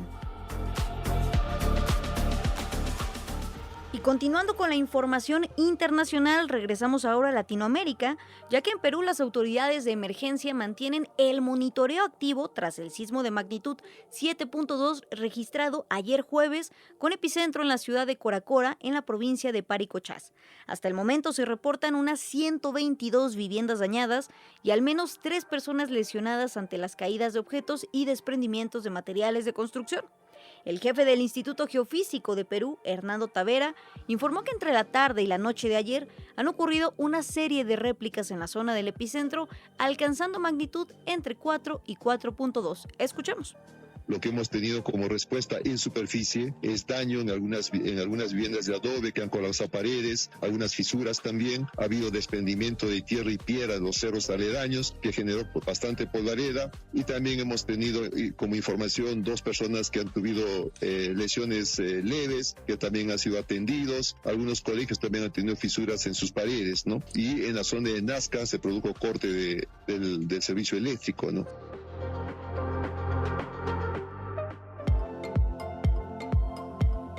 2 de la tarde ya con 34 minutos, hora del centro de nuestro país, y vamos a otros temas. La FIFA sancionó a jugadores y también a la Asociación del Fútbol Argentino por los incidentes registrados durante la final del Mundial 2026. Las medidas incluyen suspensiones de hasta 10 partidos, multas económicas y también restricciones de aforo para los próximos encuentros de Argentina. Irma Cuevas nos tiene todos los detalles. Irma, buenas tardes. Hola Bere, muy buenas tardes. Después de 4 semanas de la final de la Copa del Mundo entre Argentina y España, la Comisión Disciplinaria de la FIFA suspendió a jugadores de ambos equipos y los multó económicamente tras los incidentes del pasado 19 de julio. Por Argentina, Leandro Paredes fue el más afectado, con una sanción de 10 partidos de suspensión con la selección y una multa de $90,000. También fueron castigados Nahuel Molina con 7 partidos y multa de $90,000, Thiago Almada 1 partido y multa de $30,000 y Roberto Ayala del cuerpo técnico con 3 partidos y una multa de $30,000. Por España, Pablo Martín Páez Gavira fue suspendido un juego y tendrá que pagar $30,000 de multa. Estas sanciones son por los incidentes en la final, cuando los jugadores tuvieron un altercado al término del juego. Almada y Gavi fue por conducta antideportiva y el resto por agresiones. Además, la Asociación de Fútbol Argentino recibió una multa por $321,000 por infracciones al Código de Ética. En un comunicado, la AFA desglosó la sanción de la siguiente manera: por la exhibición de la bandera de Malvinas al utilizar un evento deportivo para realizar manifestaciones no deportivas, una multa de $10,000 y conducta inapropiada de espectadores, $20,000. Por los cánticos e insultos racistas, homofóbicos y discriminadores efectuados por espectadores argentinos en los partidos contra Cabo Verde, Egipto, Suiza, Inglaterra y España, una multa de $100,000 y un monto similar que queda en suspenso por el lapso de 6 meses, además del cierre parcial del 50% de las gradas en el próximo partido oficial como local, y una sanción similar quedará suspendida por el periodo de 1 año, siempre y cuando no se cometa una infracción de la misma naturaleza y gravedad. Por el lanzamiento de objetos al campo de juego por parte de los aficionados argentinos en los partidos contra Suiza e Inglaterra, el retraso del inicio del partido e incumplimientos del protocolo de seguridad de FIFA, se determinó el pago de una multa de $91,000. Además, la AFA deberá dentro de los próximos 6 meses invertir el monto de la multa de $100,000 en la implementación y o el desarrollo de un plan integral aprobado por FIFA para garantizar la acción contra la discriminación y prevenir incidentes reiterados. Como alternativa al cierre de la tribuna, el 25% podrá ser usado para grupos comunitarios y de interés, especialmente como familias, estudiantes y organizaciones antidiscriminación. La Asociación del Fútbol Argentino apelará a los castigos impuestos por FIFA. Anunció que podría recurrir al Tribunal de Arbitraje Deportivo como última instancia. Hasta aquí mi reporte, Bere. Gracias. Muy buenas tardes. Muchas gracias, Irma, y seguimos también al pendiente porque recordemos que de hecho en esta última edición del Mundial 2026 pues hubo muchas irregularidades que de hecho en este momento siguen persiguiendo a Gianni Infantino, a quien vimos también, hay que recordar, muy feliz ahí en la toma de protesta de la presidencia del ultraderechista Abelardo de la Espriella en Colombia.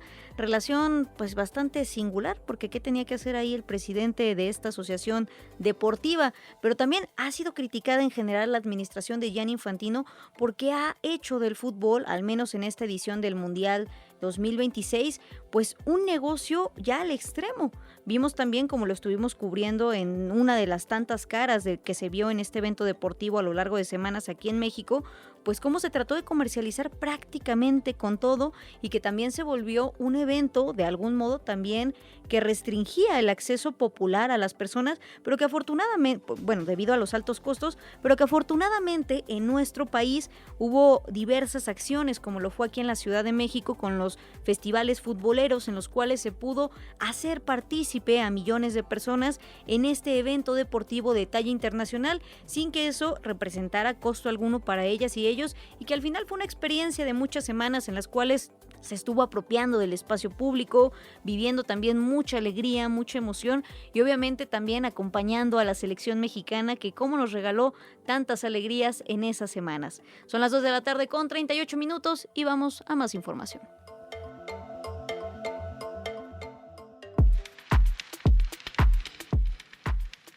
Nuevamente vamos ahora a la capital de nuestro país. La Fiscalía General de Justicia de la Ciudad de México ofreció una disculpa pública al periodista Humberto Payet por la afectación a sus derechos a la libertad de expresión debido proceso, también justicia y verdad. Esto derivado de la agresión que sufrió en Ciudad Universitaria, recordemos, en agosto de 2017. Todos los detalles los tiene nuestro compañero David Pérez de Tejada. David, buenas tardes. ¿Cómo están, Bere? Buenas tardes a toda la audiencia. Pues sí, 9 años después, la Fiscalía de la Ciudad de México cumplió con ofrecer una disculpa pública al periodista Humberto Payet. El acto de desagravio se realizó en el Salón Digno Ochoa de la Comisión de Derechos Humanos capitalino, luego de la violación de sus derechos tras la agresión que sufrió en agosto del 2017 en Ciudad Universitaria. El reconocimiento de responsabilidad corrió por parte del Coordinador General Jurídico de Derechos Humanos de la Fiscalía General de Justicia, Omar Gutiérrez Lozano, quien fue claro en que la Fiscalía no actuó de manera correcta para proteger a Humberto Payet. Escuchemos el reconocimiento por parte del Coordinador Jurídico de los Derechos Humanos. Esta fiscalía no protegió adecuadamente sus datos personales, permitiendo incluso que información que debía permanecer bajo resguardo llegara a manos de quienes lo habían agredido. La investigación de los hechos ocurridos en Ciudad Universitaria, así como la realizada posteriormente para esclarecer la filtración de su información personal, no se condujo con la aplicación de protocolos especializados para investigar delitos cometidos en agravio de personas periodistas, ni con las medidas de protección que su situación requería. Asumimos que esta actuación vulneró sus derechos humanos y constituyó una falla grave e inadmisible para esta institución. No actuamos como debíamos cuando nuestra obligación era ofrecerle una respuesta profesional especializada y comprometida con la protección de su libertad de expresión, su seguridad y sus datos personales. Pero le doy un poco de contexto a nuestro público, pues es que en ese 2017 Humberto Payet estaba pues haciendo un reportaje dentro del campus del UNAM, pues sobre las drogas que se vendían ahí, sobre pues un reportaje de investigación sobre venta de drogas dentro del UNAM, cuando fue descubierto y agredido por un grupo de narcomenudistas quienes le arrebataron su equipo de trabajo y lo golpearon. Tras la denuncia, la Fiscalía Capitalina llevó a cabo una investigación deficiente donde omitió proteger la libertad periodística y, lo más grave, expuso los datos personales del comunicador e información que posteriormente fue utilizada por sus agresores para amenazarlo de muerte. A pesar de la disculpa oficial por la violación de sus derechos a la libertad de expresión, el debido proceso y la verdad, Humberto Payet, quien ahora atraviesa por una dura prueba una lucha contra cáncer, expresó su inconformidad en la voz de su esposa, la periodista Mariel Ibarra, denunciando que el Estado reconoce su responsabilidad, pero deja en total impunidad y sin castigo a los funcionarios que lo expusieron y lo dejaron vulnerable. Escuchemos lo que comentaron.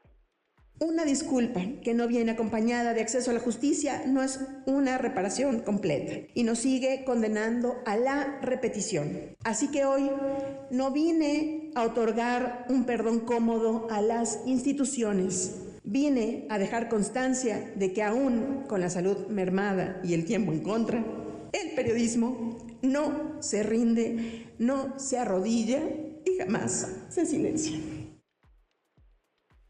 Debe comentarte que a través de un mensaje en sus redes sociales dirigido a la presidenta Claudia Sheinbaum y durante sus palabras que leyó su esposa, el periodista reprochó que a pesar de las promesas de terminar con la impunidad, los responsables dentro de las instituciones siguen sin rendir cuentas, por lo que dejó claro que espera que no se cierre de carpetazo esto con el acto de hoy, la resolución llegue y llegue también la justicia. Seguimos al pendiente de lo que pueda resultar también de este caso, que ya lo comentabas muy bien, David Pérez de Tejada, pues viene cargándose desde agosto de 2017, es decir, también han pasado muchos años. Este es un gran ejercicio que se está realizando por parte del gobierno capitalino. Sin embargo, esperemos que haya una solución más amplia para lo que se está pidiendo de la contraparte, en este caso, del lado del periodista. Seguimos en comunicación. Gracias y buenas tardes, David. Gracias, buenas tardes.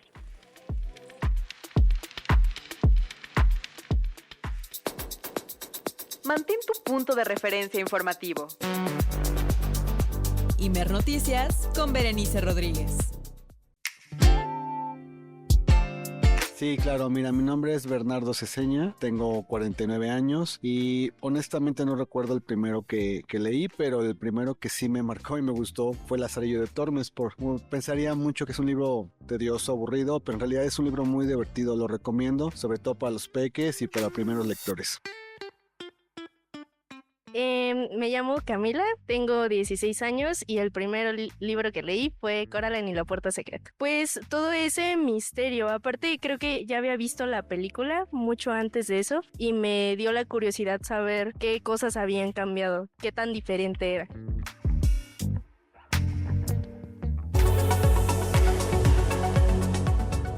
Continuamos hablando de libros y también, por supuesto, de la Feria del Libro Radiofónica aquí en el IMER. Y es que entre los talleres que se impartieron en esta segunda edición estuvo, por ejemplo, el de improficción, una disciplina que se caracteriza por crear personajes y escenas con base en la improvisación, como lo dice su nombre. Gabriela Nández y Viri Reséndiz fueron las encargadas de desarrollar este taller y nuestro compañero Rodrigo Pérez nos tiene toda la información. La escucha, la creatividad y la importancia de lo colectivo marcaron el taller de improficción en el Estudio B, impartido por las actrices Viri Reséndiz y Gabriela Nández. Durante la sesión práctica, las encargadas del taller trabajaron dinámicas de escucha y creatividad enfocadas en la creación de personajes, escenas y diálogos espontáneos. Al respecto, la actriz Nández destacó el valor de esta herramienta formativa. Como la impro, te dan el ambiente propicio y regulado por alguien que te va guiando, ¿sabes? Para que puedas entrenar eso, esa seguridad.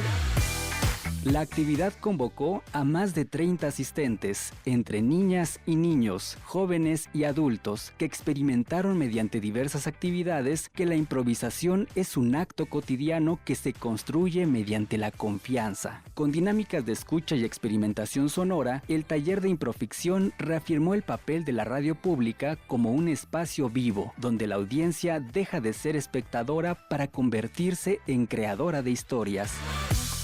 Para IMER Noticias, Rodrigo Pérez.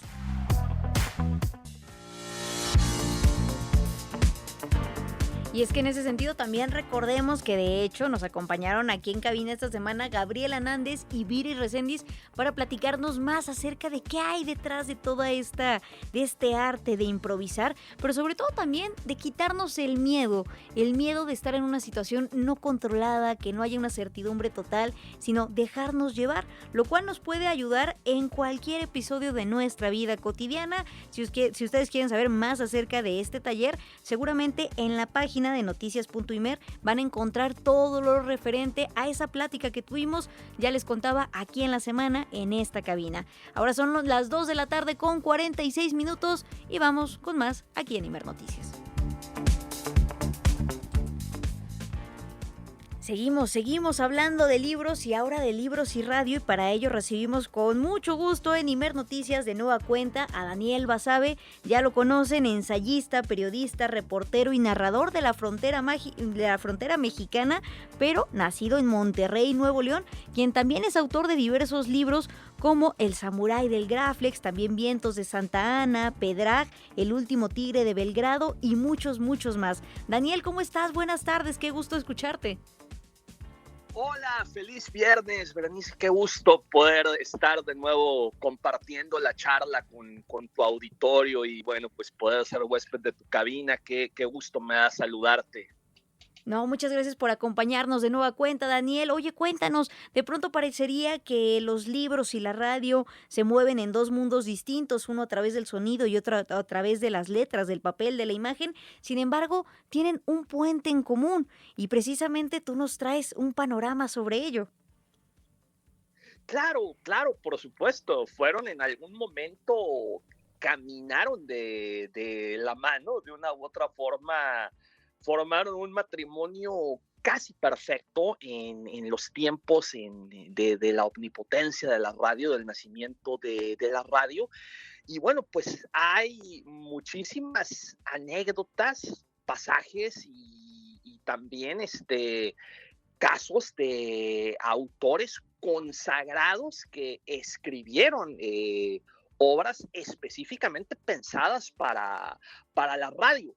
Yo creo que un punto de inflexión, una piedra angular en la historia de la radio y la literatura se da el 30 de octubre de 1938, cuando el actor, locutor y futuro director de cine Orson Welles hace una adaptación radiofónica del libro, de la novela La Guerra de los Mundos de Herbert George Wells. Hay que decir que, bueno, este show de Orson Welles, The Theater in the Air, era un programa radiofónico en donde se leían obras clásicas. O sea, estamos hablando de que ahí leyó completo, por ejemplo, el Conde de Montecristo, La Dama de las Camelias, La Isla del Tesoro, obras de Shakespeare incluso, como Julio César, de Julio Verne, La Vuelta al Mundo en 80 días.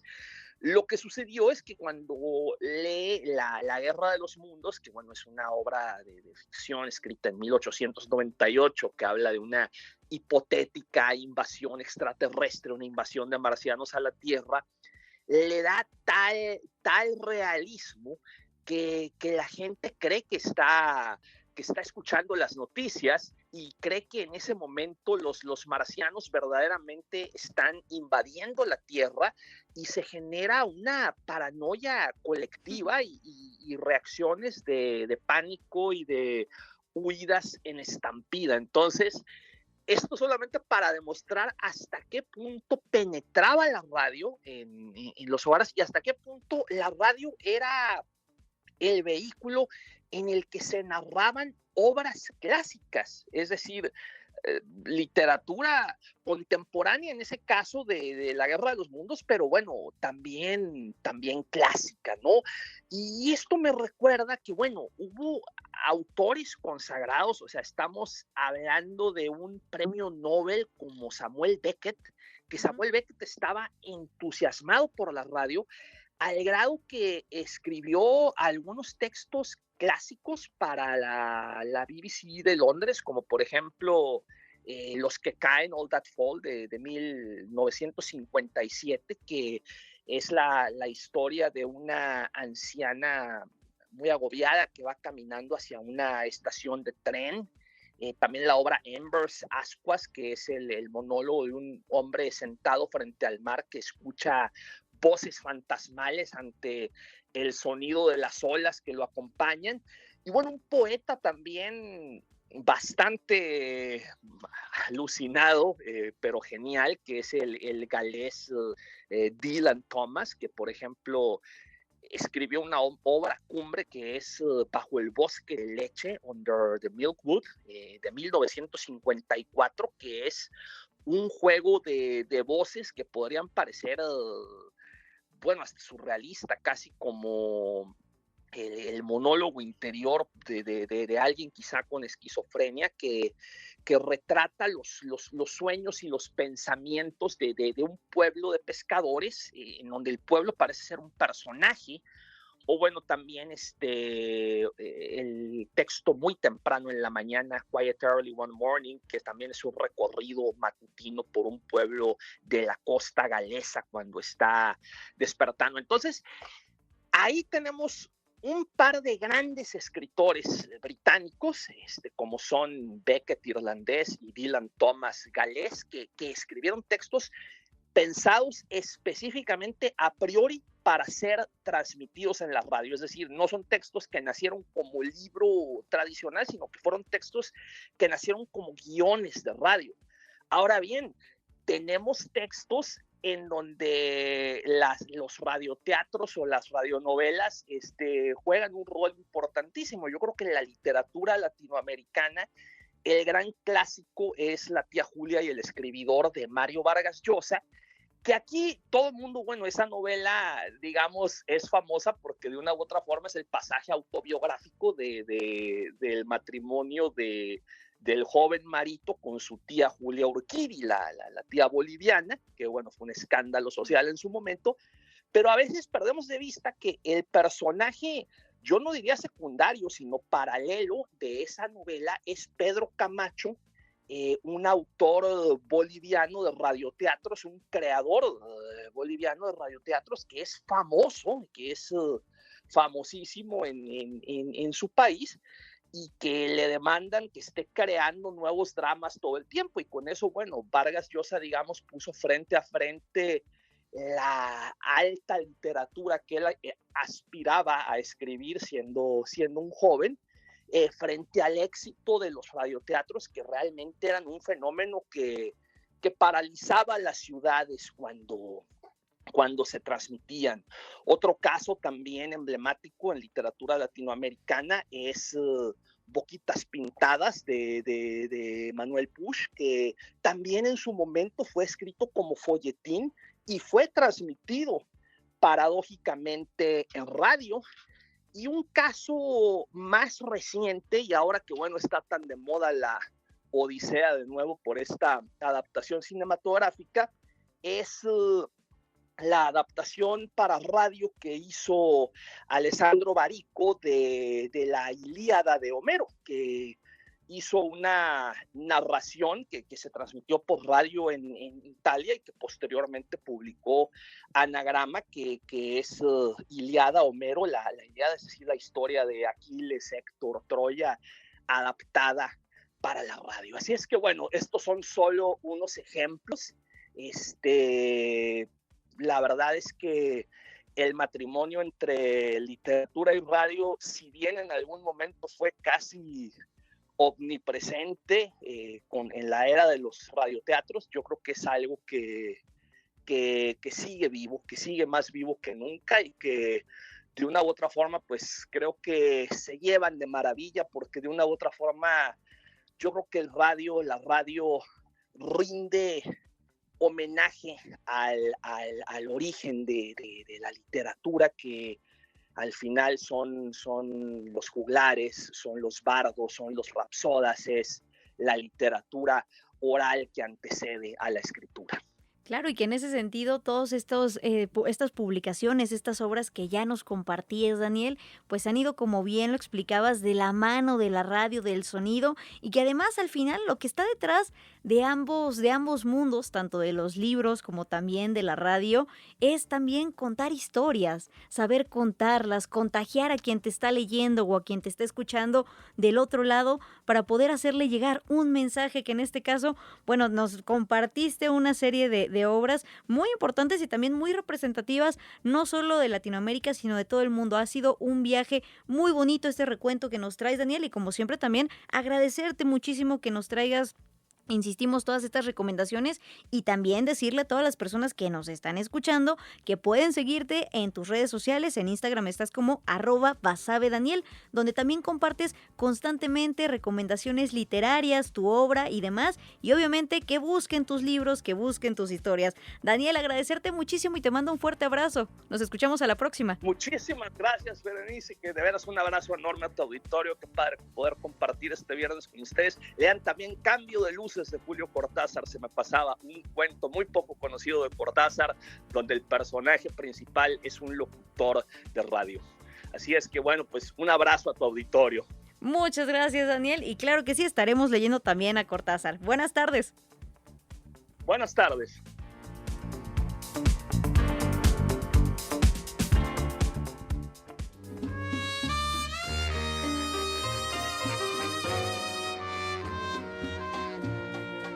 Eres mi bien, lo que me tiene extasiado, porque negar... La gloria eres tú, cantaba Germán Valdés, mejor conocido como Tintán. Nos estamos despidiendo porque ya se nos acabó el programa del día de hoy, pero no nos vamos sin antes recomendarles que vengan a visitar de verdad lo que nos queda por el día de hoy de la FLIR. Tenemos muchas actividades todavía, además de libros y conciertos.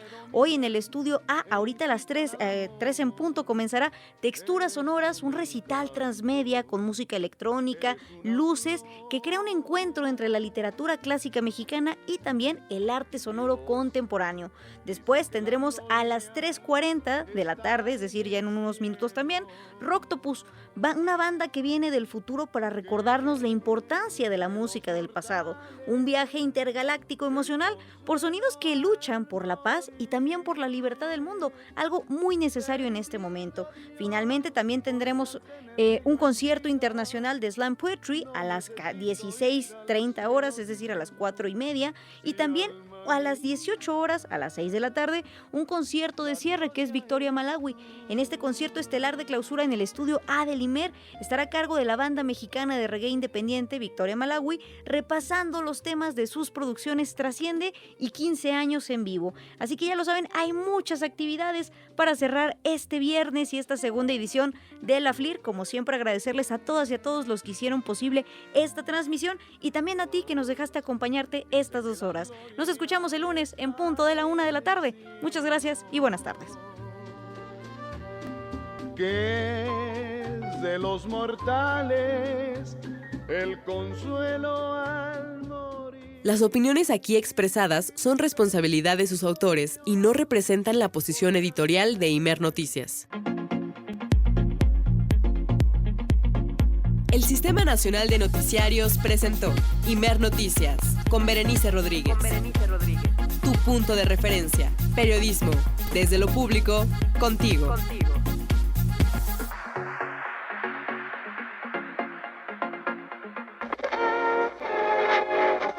Okay, stop.